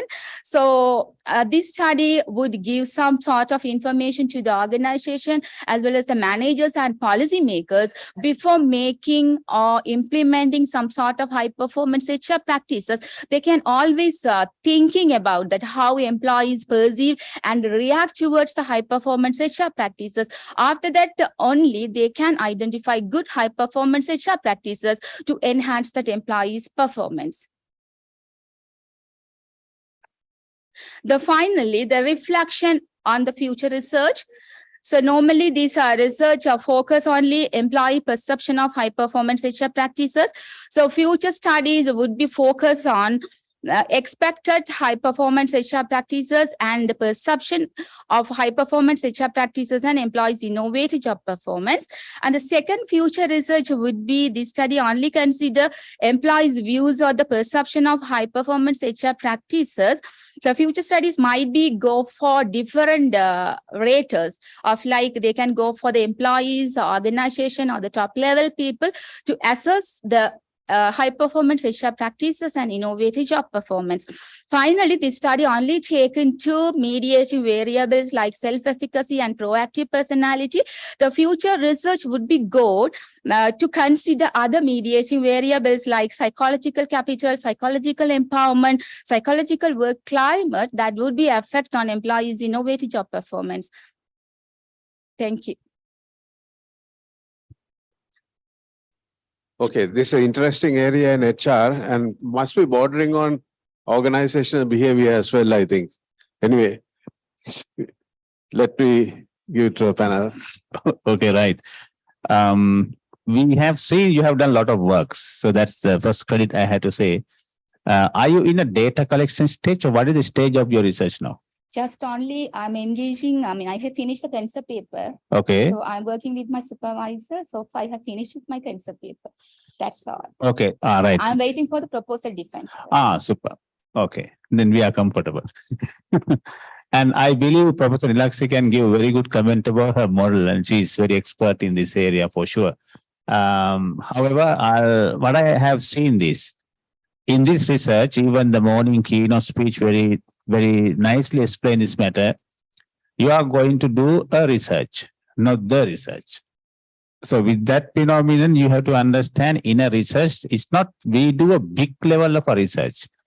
We need to find a very micro level, the real dot of a research problem where the newness is obvious. Now, probably I might understood this way. You are going to talk about this vertical and horizontal fitness as one of the very less areas being examined in Sri Lankan perspective. Am I right? Yeah. Okay. And do you have any scope of this study? Some industry or some sector or the level of employment? I thought to take service-oriented organizations because in Sri Lankan context, some researchers contacted high-performance work systems and organizational performance. Okay. For their future research, they have mentioned that might be go for service-oriented companies in Sri Lankan context. Fantastic. So in Sri Lanka, like 58.67 is contributing through the service sector organization. And that of scope, you need to focus in your research first. When I see the title, it looks like very big. I couldn't find whether we are going to do for the manufacturing sector or some industry or some micro sector. better with, you can talk with your supervisor and do some adjustment to the topic, please. So that's the main issue I had it. Concepts are good, and framework, what you suggested, most probably Prof. Arosha will give on subject matters. And I love to personally listen to what Professor Nilaksi would say on the model. Yes. I will not most probably comment on the model, but for me, listening to this, I also saw that you have done a lot of work, you have read, but of course, to establish your research gaps, you'll need to bring in more recent literature. A lot of the literature that you have brought in to establish the gap was quite old. So bring in recent literature.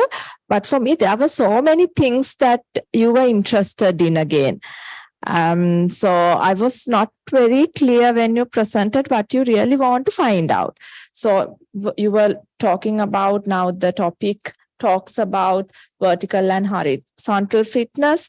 Then you were talking about employees' perception of high performance work practices, HR practices. And then you also talk about proactively, how they have failed to proactively determine their performance. And then you also talk about innovative practices. So there were so many things for me. So maybe it was, maybe I didn't understand it properly.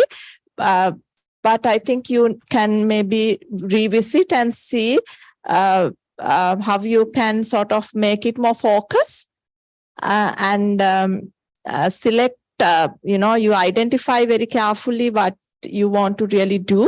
And then for that, you build your argument, forgetting some of the other related things around, because that can confuse what the research problem is.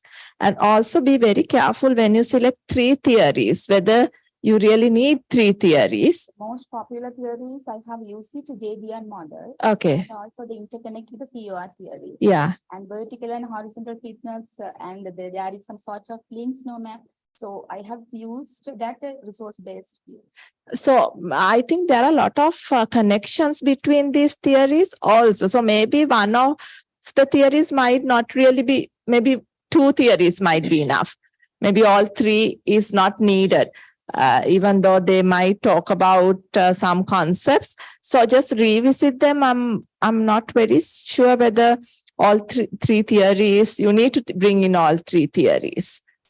Because that can lead to other consequences as well. Based on the JDR model, I have found it the gap. Yeah. Yeah, that I have developed a conceptual model as well as the hypothesis. I have used 3 theories. 3 theories. JDR and COR as well as that resource-based view to make a connection.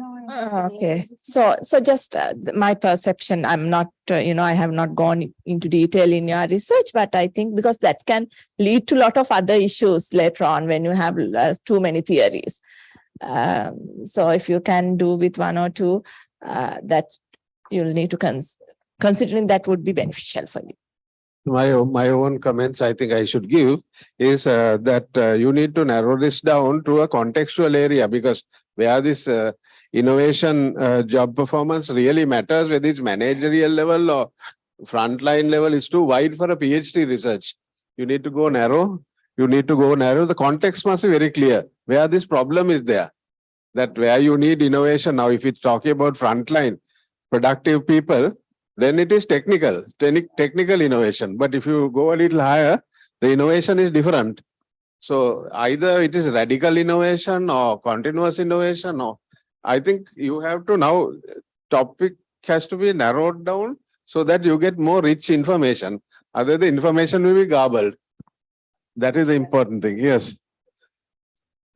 Professor Nilaksi, would you mind saying something, please? Yes. So since you and Professor Ravi has been invited to me, I have to be very careful in providing a comment. I am neither supervisor or a panelist. But since all of you have invited, just for the, constructive comment, in terms of positivist point of view, I feel that the model is too large, and I wonder whether you will be able to find enough sample, right? Because you have to deal with high performing work environment or organization, plus there should be innovations as well. So I feel that it will be a bit hard for you to find enough sample size for a rigorous study, because at the moment in Sri Lankan context, we are having so much of economic and business issues. So think about going for a quantitative, rigorous quantitative method alone with that. And I would like to invite you to read about the research PhD thesis done by Professor Dushar Dayaratne at La Trobe University. He is a senior lecturer at Jawatanapura University. If I'm not mistaken, his study also, I mean, 80% similar to your one. I'm not saying exactly similar, but this high performance environment kind of thing has been already discussed in his in his PhD thesis. But it's a case study method study. So you have to be careful about the sampling, sample size, and so on. Otherwise, you will be in a problem later on. Thank you. Thank you so much. Can we have any? Yeah, there are a couple of questions. Yeah, whoever. Yes. After that. Thank you. And I saw in literature, I totally agree with the learned professors and Professor Nilakshi as well, and sir as well.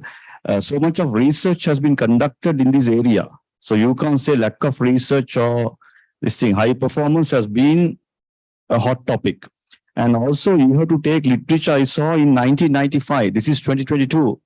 HR has gone through so many changes, radical changes, disruptive changes, capital, people capital and various conceptual changes, all these things. So you have to look into that. More importantly, what is your, now this is a PhD one, what would be your contribution and what is your segment? Are you focusing on corporate sector or public sector or the multinationals and so on?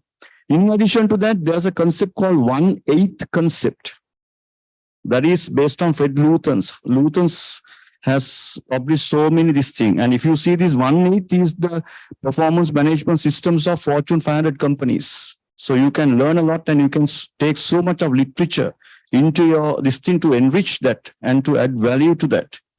Also see whether going with 9 hypotheses is worth. And also as Professor Arosha correctly said that taking 3 theories would be little too much. Maximum 2 would be ideal. Thank you.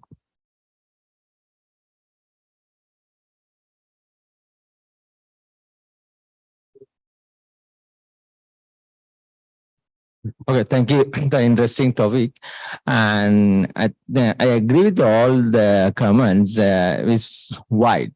That you had as a PhD as we go in a specific problem. But I'm feeling that your problem you're searching from the literature to the practical issues, no? So that's a way. Another way how to come in with the issues. You get a support from the literature.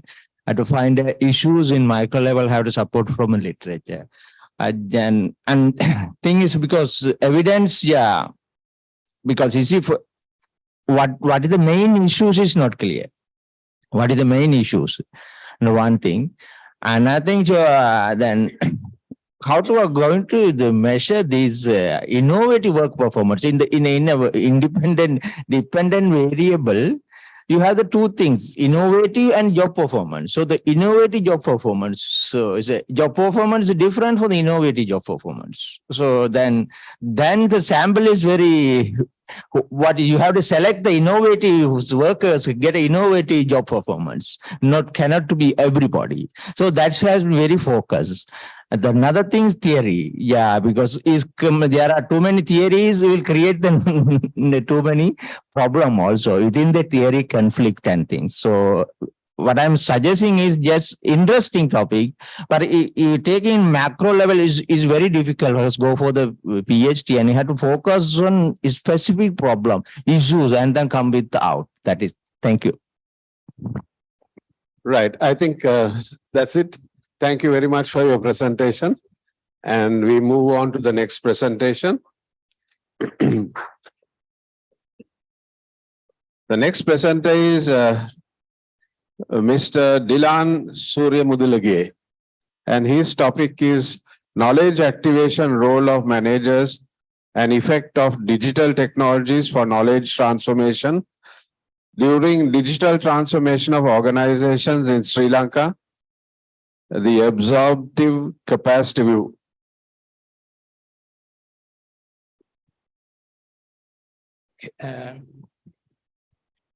Good afternoon.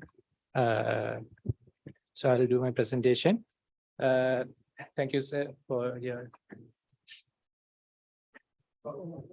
Thank you.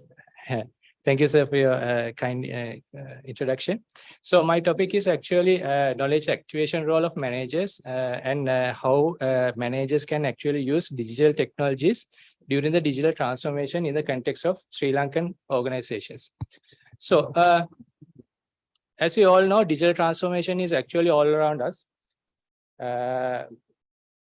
Digital transformation is all around us, and all the organizations are currently venturing into digital transformation.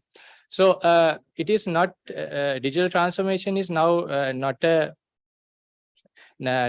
luxury. It is now actually coming to a reality where organizations are compelled to venture into digital transformation, otherwise they will not survive. So that is captured in the literature.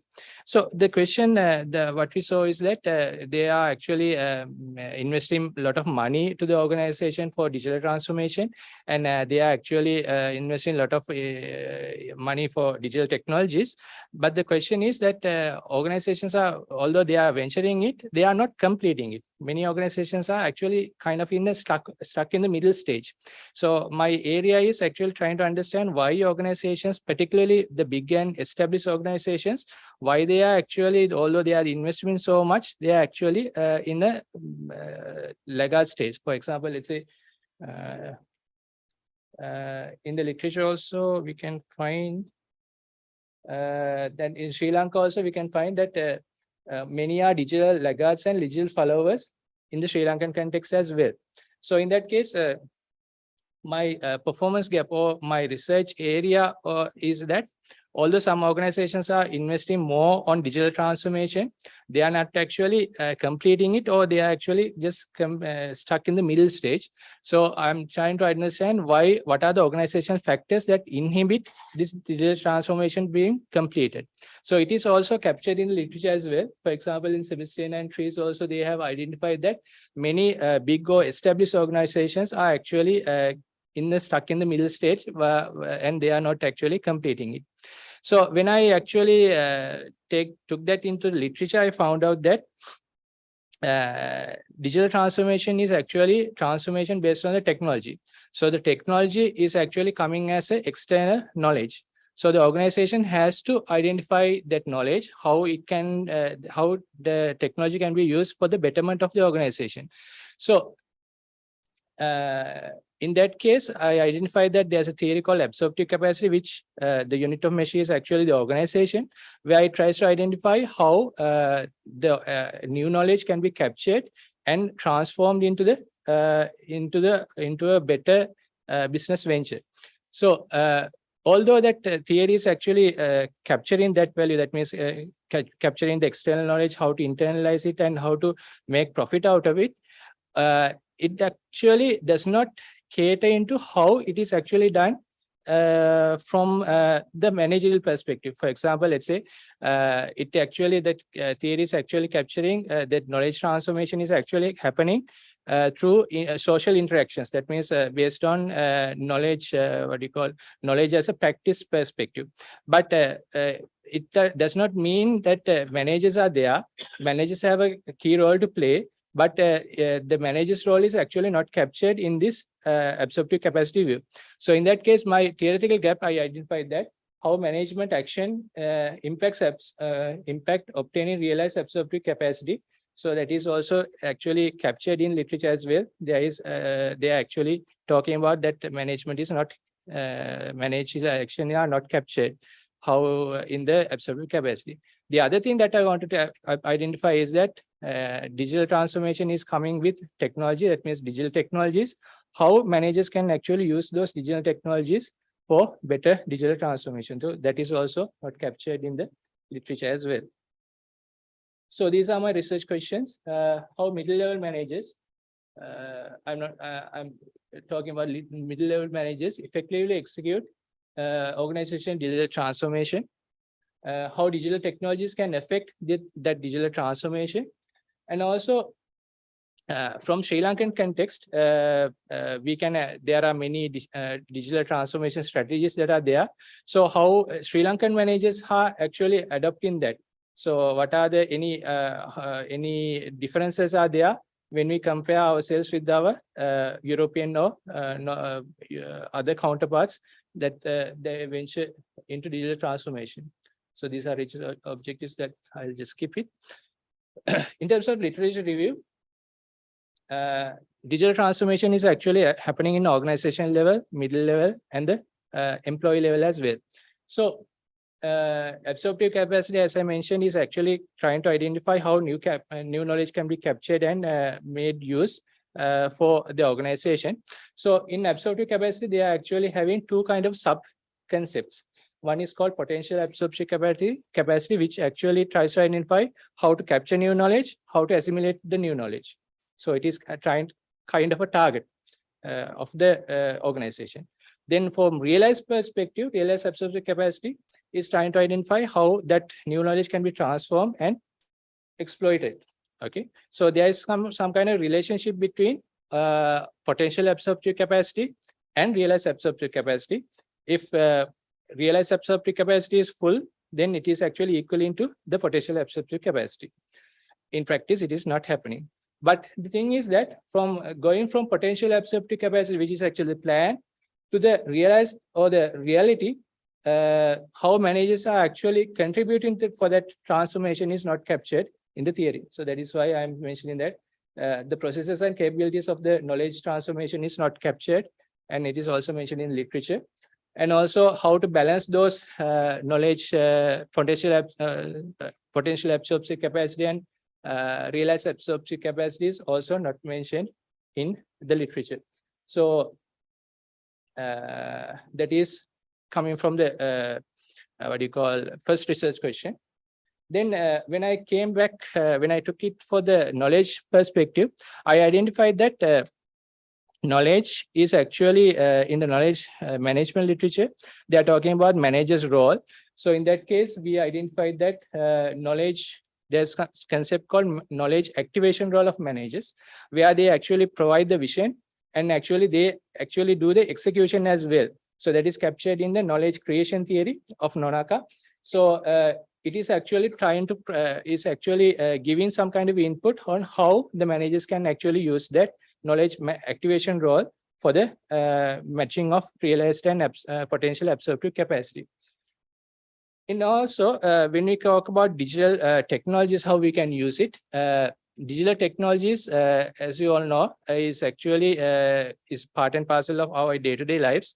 Now, for example, if you take the knowledge as a practice perspective, people tend to communicate what they are doing, and they actually transfer knowledge on how to do things. So in the knowledge transformation, digital transformation also, they can actually communicate with each other and transfer their knowledge. But the thing is, then from employees' perspective, then social capital is actually important in that role. But the social capital is only talking about the strong ties between the employees. So if the social capital is high, then the relationship or the ties between the employees are also high. But the thing is, in knowledge literature, it identifies that it is actually the weak ties between the employees that provide the higher higher knowledge transformation. So in that case, I'm trying to identify how knowledge digital transformation, digital technologies can bridge that higher weak ties, so that actually it enables the digital transformation in much better way. So these are the theories that I actually looked up on, mainly knowledge creation theory by Nonaka. So it is actually identifying how knowledge can be created, and also what is the knowledge activation role of managers in that context.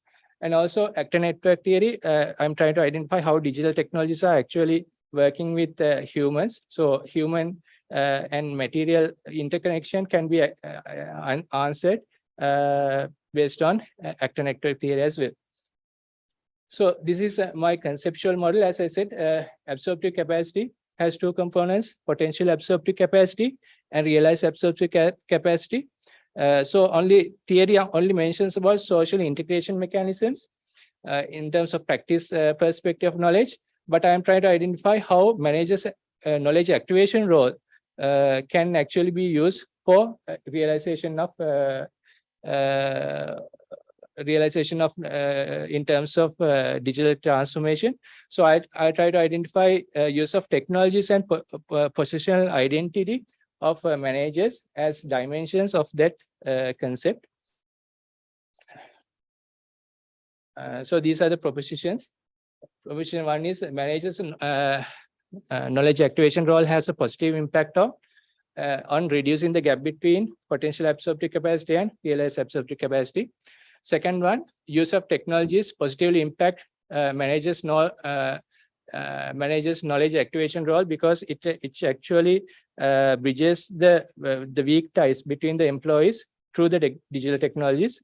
Third one is positional identity of managers impacts on managers' knowledge activation role, where the positional identity of Sri Lankan managers may have an impact on how they actually do the knowledge activation role. So I'll just briefly explain this one. Theoretical implications, as I mentioned, the manager's role will be captured in this one, and also digital technologies will be used. Yeah. Thank you. We're a little bit running out of time, so we got the main gist of the thing. That's where we stopped. Okay. Yeah, I think let me get some comments from the panel. And also for timing purposes, we'll have only the panel comments at the moment. Yeah. Yes. Okay, right. The topic wise and the concept, even the model, and as I absorb, your research questions are timely important. I believe you are going to do this research based on a selected, well preservedly selected sample of the organizations that has done sort of a digital transformation. Am I right? Yes. Okay, good. And your main issue with management perspective or the knowledge acquisition perspective of employees, which area is the main problem? Managers roles. Manager's point. So that I understood with the P1 and P2. Yeah. That's good. With that perspective, I believe you need to little fine tune and precisely communicate where the main research problem is led on.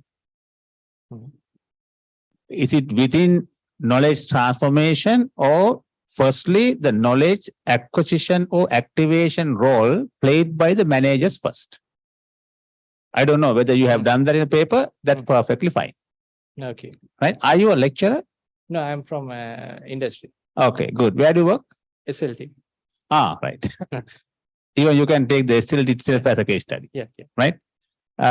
So that is done, then means I think I'm then clear with your research problem.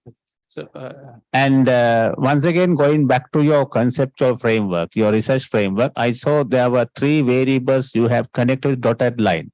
Are those moderators? Moderators.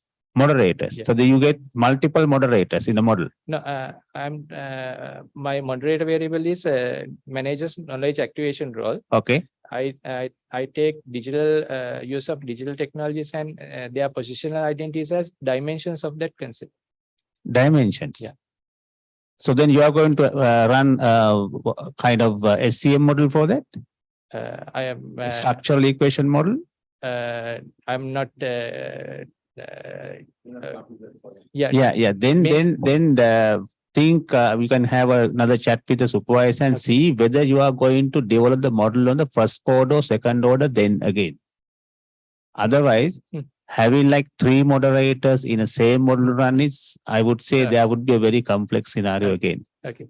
So these are the later things you can discuss about, but especially you need to come out with a very contextual validation about selecting couple of organizations in Sri Lanka, those who have done the digital transformation, where the problem exists. So then we understand, yes, you are going to address this particular practice gap. So that needs to be properly communicated. With the time being, I'm done with this. Thank you. Thank you. Yes, interesting topic. I thought you need to link your research problem, your research questions, and your hypothesis. There shouldn't be propositions, but hypothesis. Hypothesis, there needs to be a link.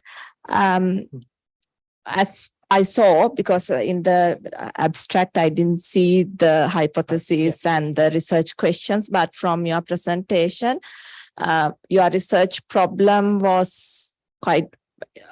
So I couldn't see the link properly from your research problem to your research questions, to your hypothesis and to your theory.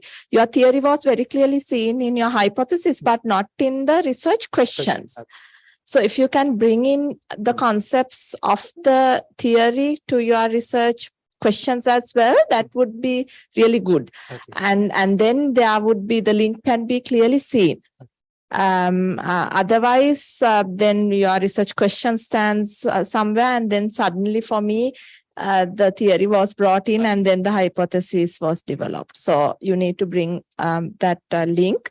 And this theory of absorption capacity, is it a positivistic theory or okay? So because looking at your research questions again, some of the research questions were more of interpretive sort of type of questions.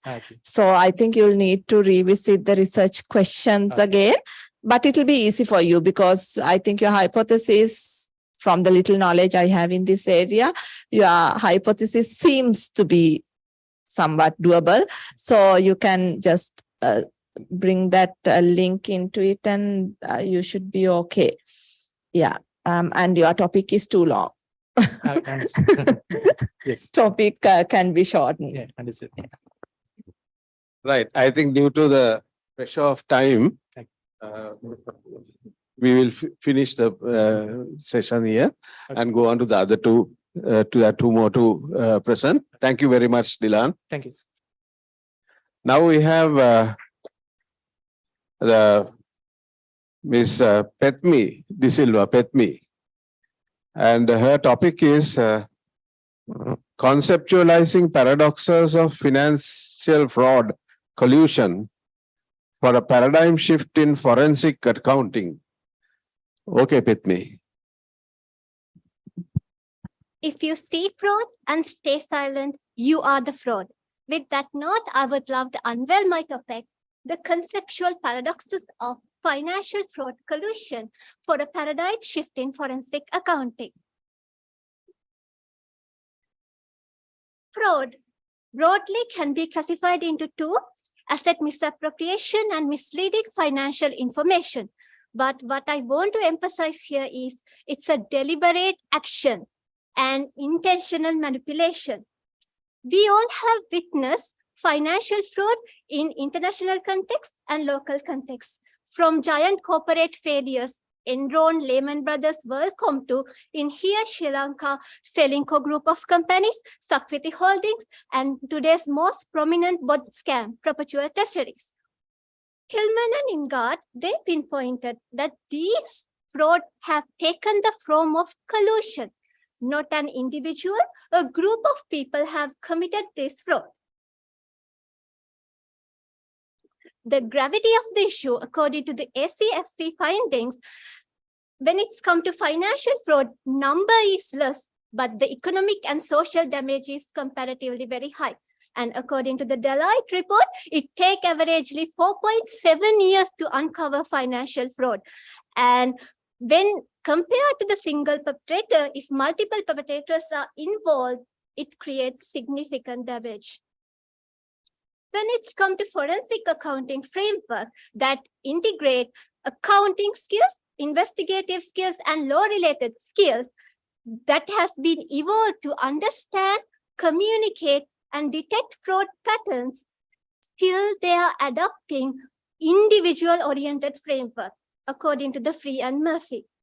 Can we address this collusion with individual-oriented framework? Theory, the mainstay theory in the Freud literature is Freud triangle theory, and it has been evolved to Freud diamond theory, Freud pentagon, Freud hexagon, and so many.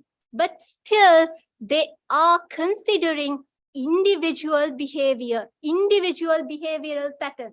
Here in Lokanan, he established that Freud is a multifaceted phenomenon. Therefore, this type of particular theory won't address the issue. Accordingly, I would love to establish by puzzle, practical question. There we have seen the financial fraud. It caused significant economic and social damage.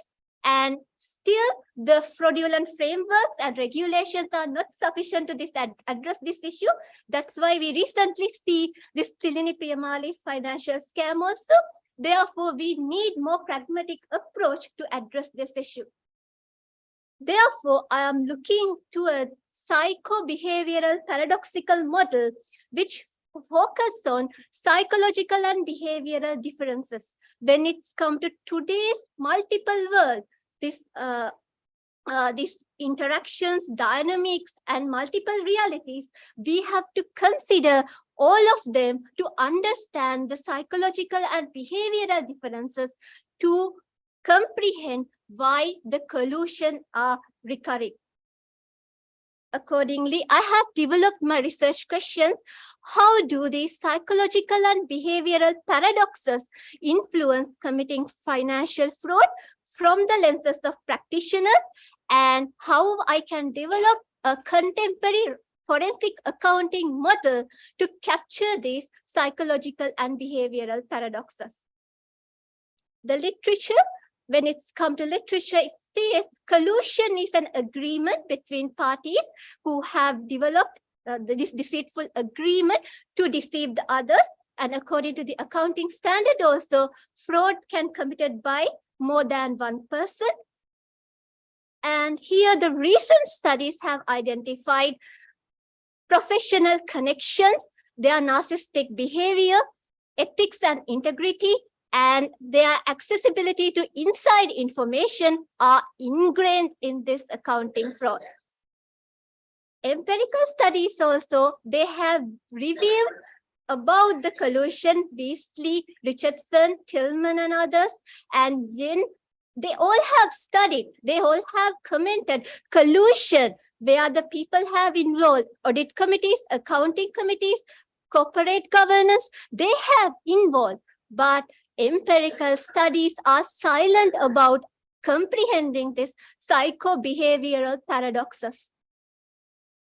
Therefore, we require new perspective that address this issue.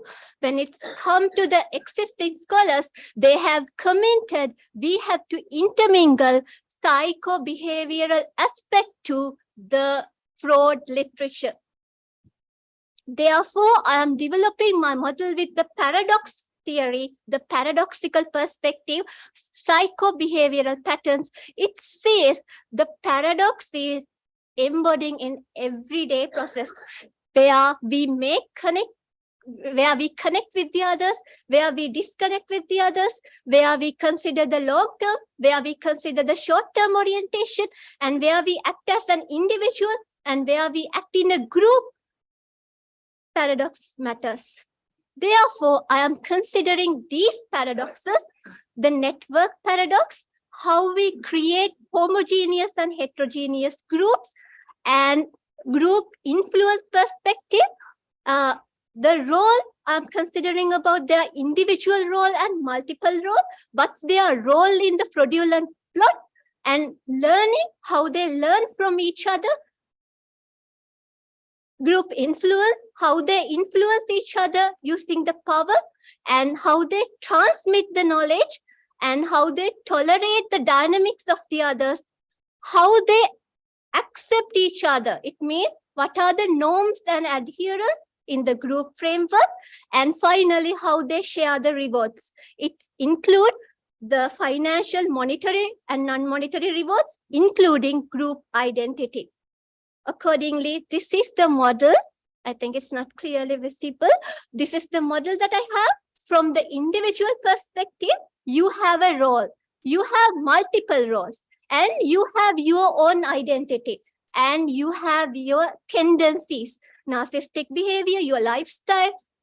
Then it contradicts with your group activities. When you become a part of the network, you are subject to group influence, and you are learning from the group members, and you are passing the knowledge between the members.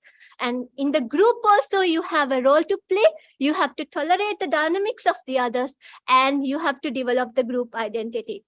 If we can understand these paradoxes, then we can comprehend the role of forensic accountant. I am going with neo-empiricism. I want to delve deeper into neo-empiricism. It considers about understanding the social reality. It's a theory-free model. It considers the grounded empirical observation, and from that, it's going to develop its own model. Therefore, I'm following qualitative hermeneutic phenomenological study with multiple case design. Qualitative hermeneutic study will consider the their observation, live experience of the practitioners, as does 2021. And I am considering multiple cases, as you can see here, the multiple cases that has been revealed to general public through SASMB, Financial Intelligence Unit at Central Bank, CSC watch list, and from stock exchange. These are the cases. First, I'm going to identify these cases. Then from the practitioner's viewpoint, what are the paradoxical tensions I want to clarify, and then I want to understand the role of the practitioners to comprehend these paradoxes. And I'm using in 5 stages model to analyze my data set. And when it's come to theoretical and managerial implication to understanding psychological and behavioral dynamics, as I said, fraud is an intentional manipulation and fraud is the deliberate action. This study will help to understand these psychological and behavioral patterns. Therefore, practitioners can develop a solid framework to come up with a model that addresses these issues. And it will develop the fraud theory into multitudinal perspective from an individual perspective to understand psychological and behavioral patterns of the fraudsters. Thank you. Nice timing. Yeah, forensic. Okay, right. I was wasting more time. Please, the panel, some comments. A heavy topic, but I think you can manage it. Yeah, interesting and a timely topic. Well, I'm not from this area, so I cannot comment on forensic accounting or on fraud per se, but I can overall give you some comments. My main issue lies in your methodology. I also had the opportunity to read your article full paper that you've submitted. So there were, I thought, the use of words sometimes in the hypothesis propositions, you can, or research questions, you can improve.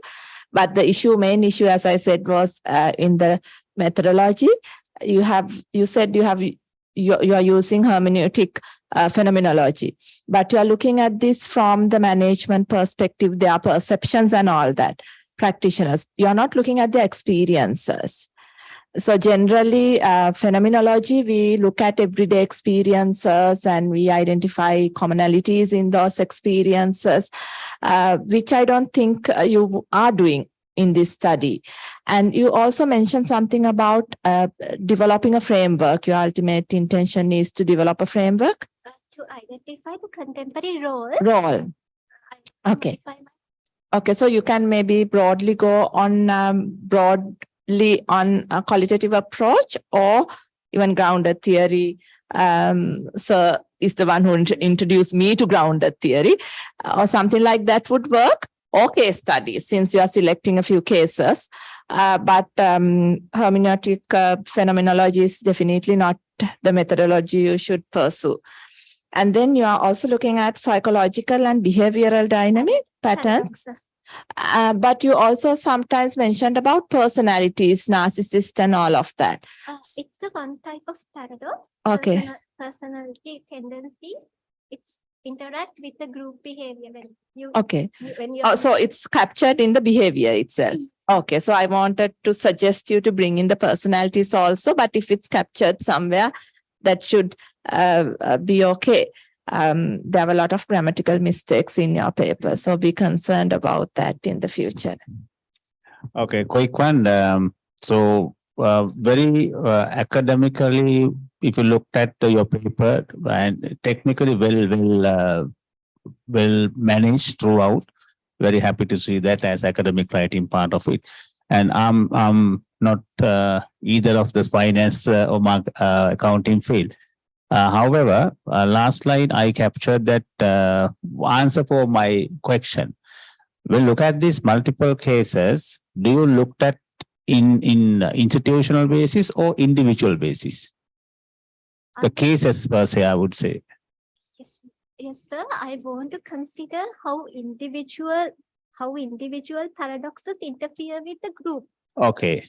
It means I want to look into both perspectives. As example, individual personality with the group. Okay, fine.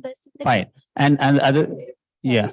But you are taking, you are interviewing the managers. I'm interviewing the practitioners. Practitioners. Identified these fraud cases. Who have? Identified these fraud cases. Okay, so they are involved in this fraud. Yeah, identifying case. like. So you have to be very careful in the lawyers. selection of the participants. No, that exactly the what you call case validation you need to carefully do and see the time frames and how the macro factors would impact different cases. There has to be case validation, otherwise, the insights would be different more than the way you are going to do the research. And one suggestion, you have a supervisor, right? Who's supervisor?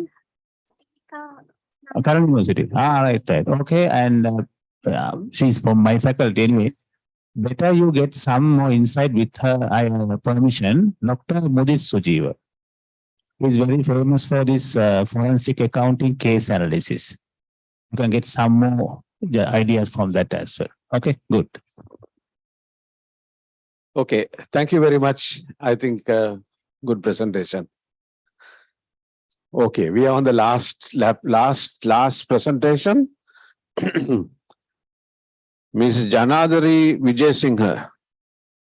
And the topic is cognitive capitalism and the quality of non-state higher education in Sri Lanka, changing the face of accountability. Thank you, Dr. Sushwana Zuboff clearly mentioned that surveillance capitalism. Am I okay? Okay. Good afternoon, everybody. Zuboff has clearly mentioned in her book Surveillance Capitalism that it's basically commodification of personal information.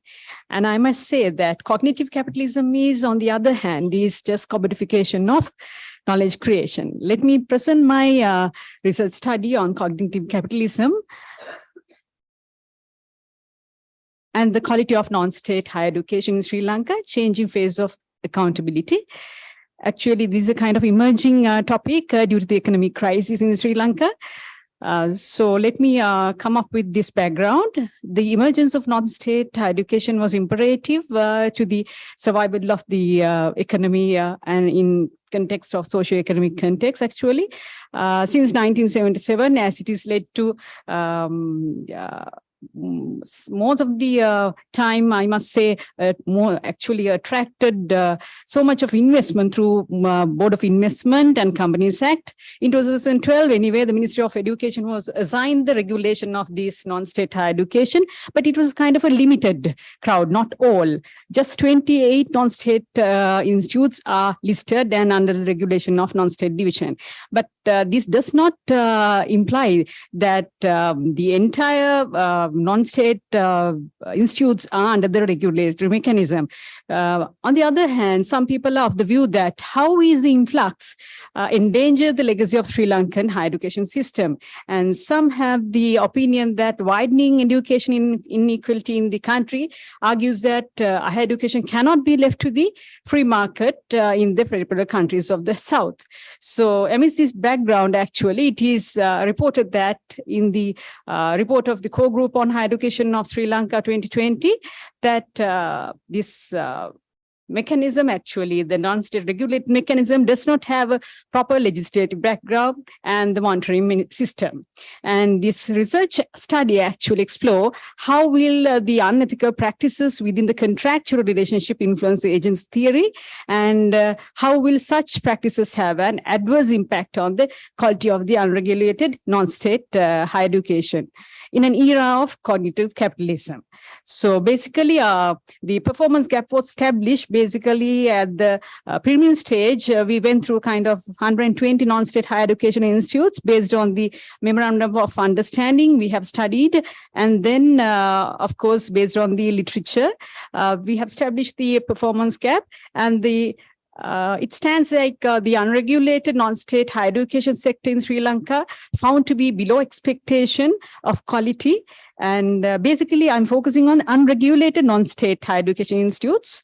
And higher education government has been characterized by low level of institutional accountability in the absence of an independent quality assurance system in Sri Lanka. So as you all know, this is the most crucial issue right now. And theoretical gap was based on the agency relationship, actually.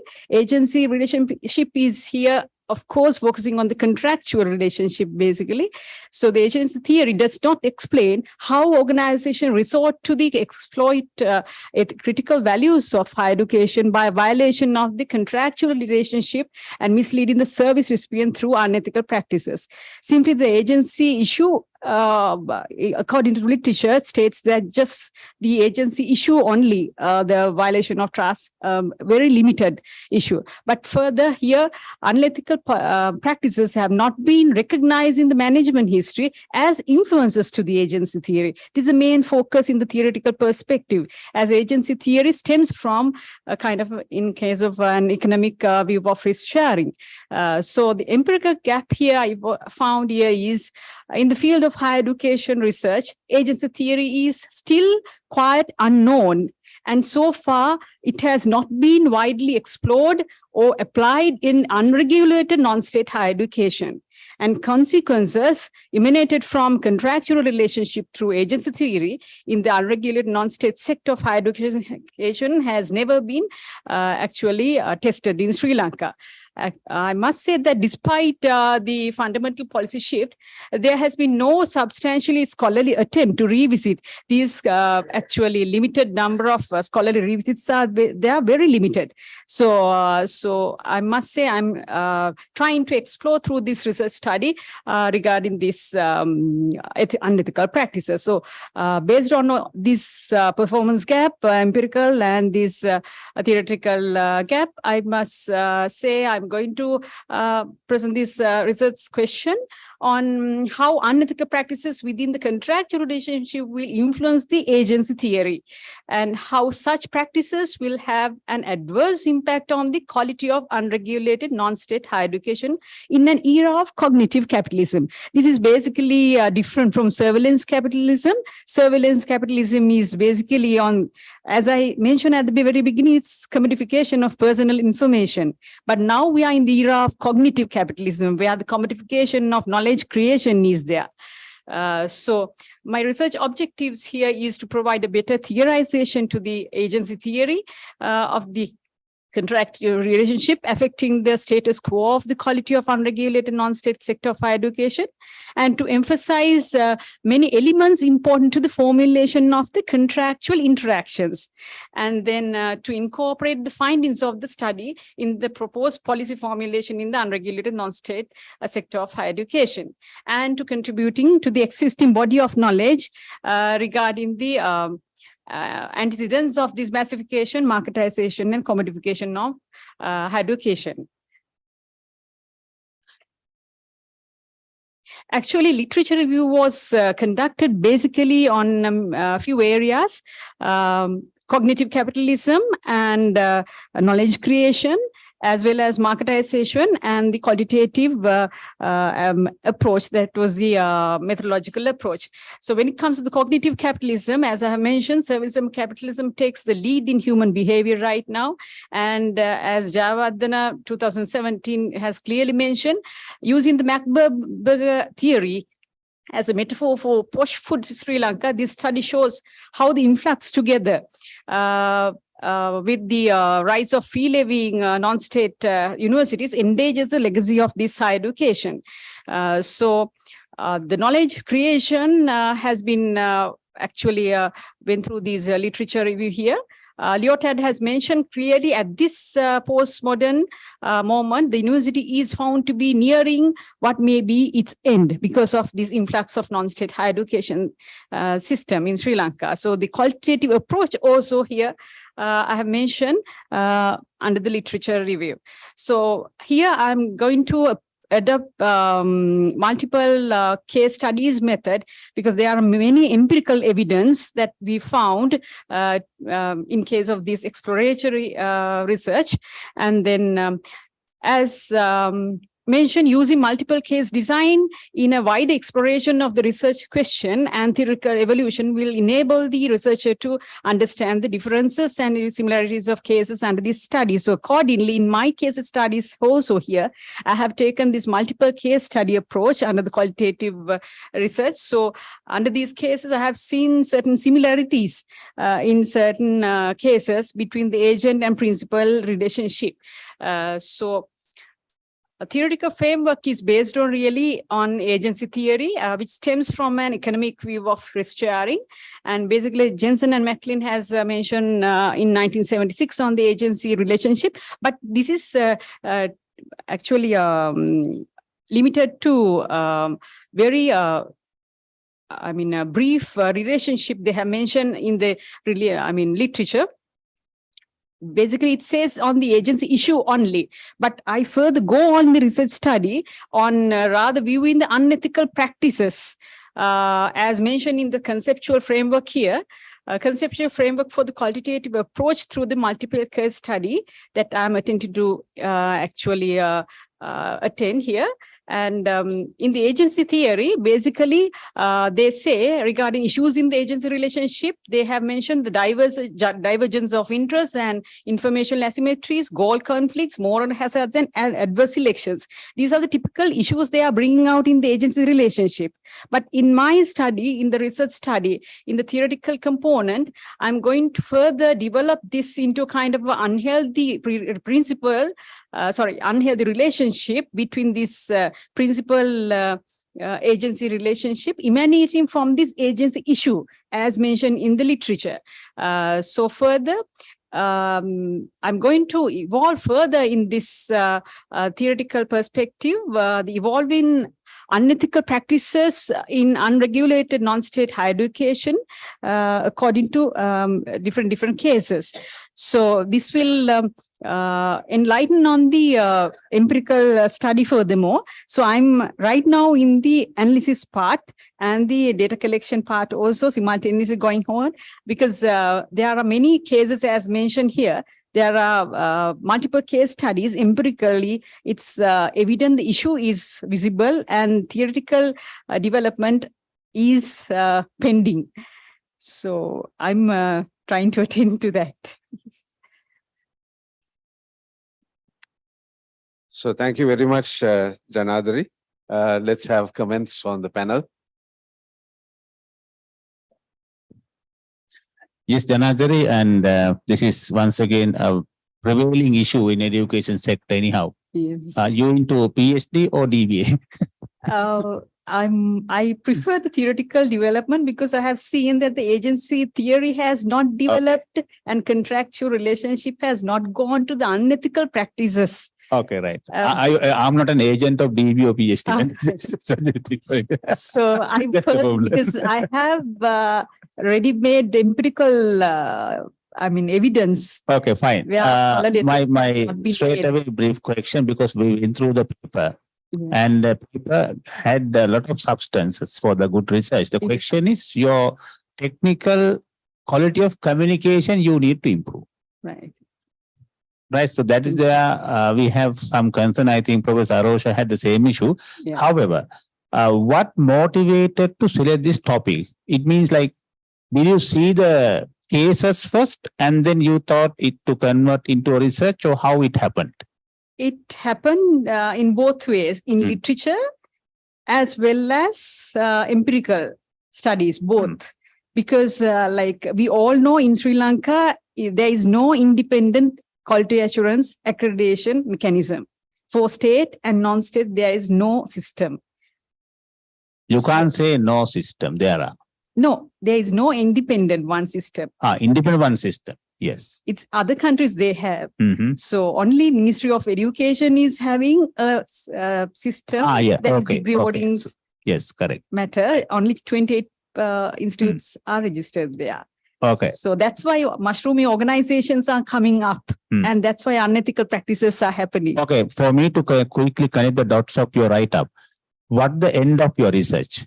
It's a kind of a theory development to agency theory, because agency theory is they have taken very limited approach here in the literature. Yeah, Janani, I know that. So I'm expecting for in your research, finally you would provide some knowledge outcome. Yeah. So what would be the knowledge outcome?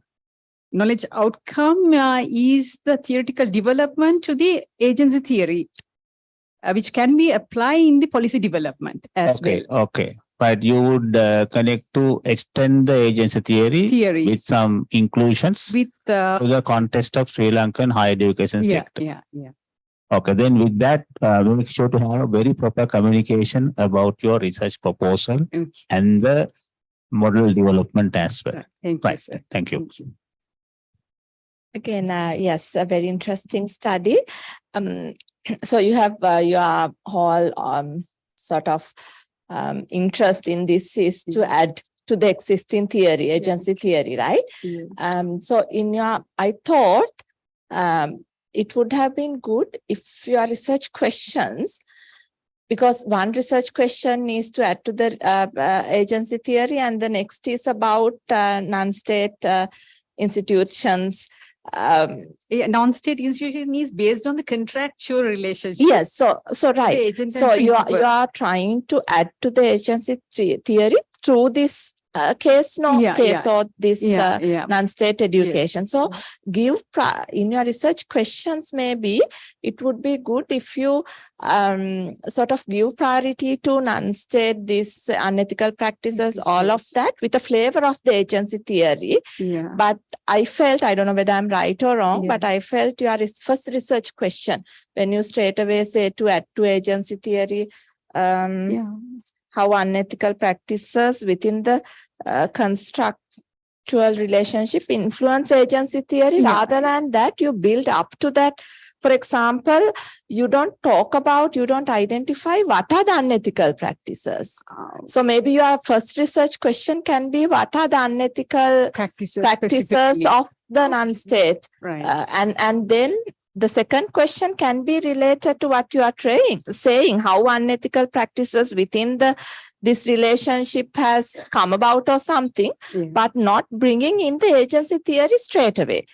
But bring in the concepts of agency theory, and you can highlight, you have highlighted how you will be addressing a theoretical gap, then later on implications for theory, you can highlight how you will be adding to the agency theory. But in the research questions, bring in the flavor of agency theory, bring in the concepts of agency theory, but not not so direct. Right. Okay, but certainly I felt that you need to first identify what are the unethical practices and then move on, and also be careful and make sure that your research questions and your objectives are aligned. They can't be two separate things. They have to be in line. I have a small clarification now. Now, in the multiple cases that I have tested, all these unethical practices are there. Yeah, specifically. So I'm coming to that. I thought don't select too many cases. You are going to get in trouble. You are not going to end your study. That's fine. Even 5. If it's multiple cases, you need to have a reason for selecting of all 5 you do have, but it will be too much. Okay. If you can select 1 or 2 or contrasting cases, or 1 even is enough. If you can get a good, you'll be able to go into depth and then identify what are the unethical practices. 5, practically, I'm saying, with a PhD study, you'll have a lot on your plate. Yeah. So select 1 or 2 maximum, or 2 different cases with a rationale. Is it enough, madam, when it comes to literary replication to it is enough. Colli. Even one case study Enough. Because otherwise you can't go into depth when you have 5 or 6. And if you try to go into depth in 5 cases, you'll be doing the research for another 3-4 years. Yes. Okay. Yeah. Yes. Right. Thank you. Thank you very much, Dhanadri. So we have concluded 6 presentations, and I would like if Professor Nilakshi, would you like to say in conclusion some remarks, please? Thank you, sir. And I think in conclusion after listening all presentations and comments, what we can say is PhD journey is not something that we can see a particular end. It is always need reshaping, development, improvement. So I think all these comments can be taken as constructive comments to the students, and keep on develop your work. That is how the PhD journey is. And I wish you all the best. And thank you, sir. Thank you very much.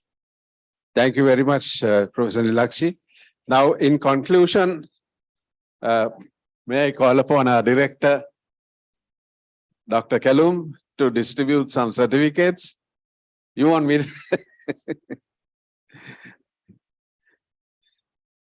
Right. Only 4. Yeah, I'll call the names. May I have Ms. Krishanti Dahanayaka, please?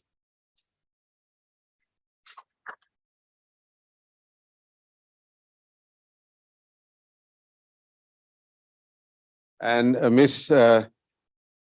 Taslim Salih.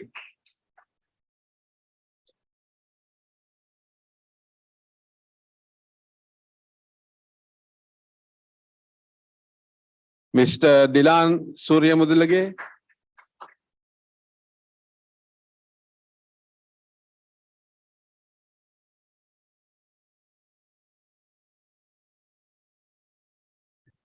Ms. Petme De Silva.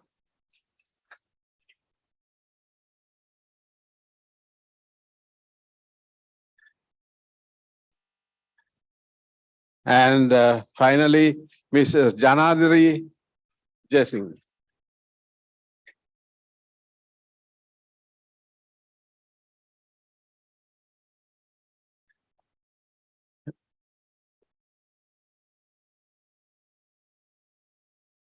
We have also 2 presentations to our panelists, Professor Arosha Adhikaram. Sorry? Oh, photograph, yeah?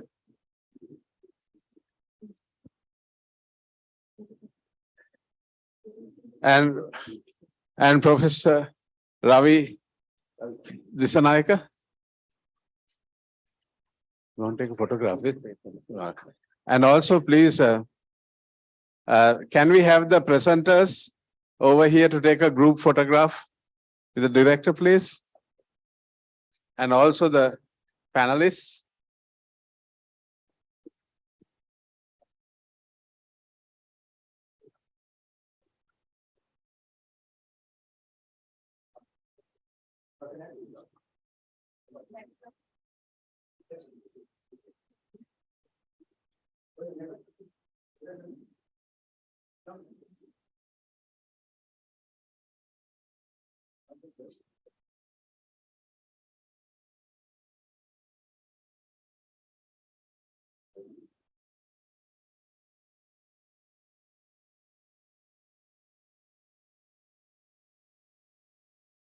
you very much. Thank you.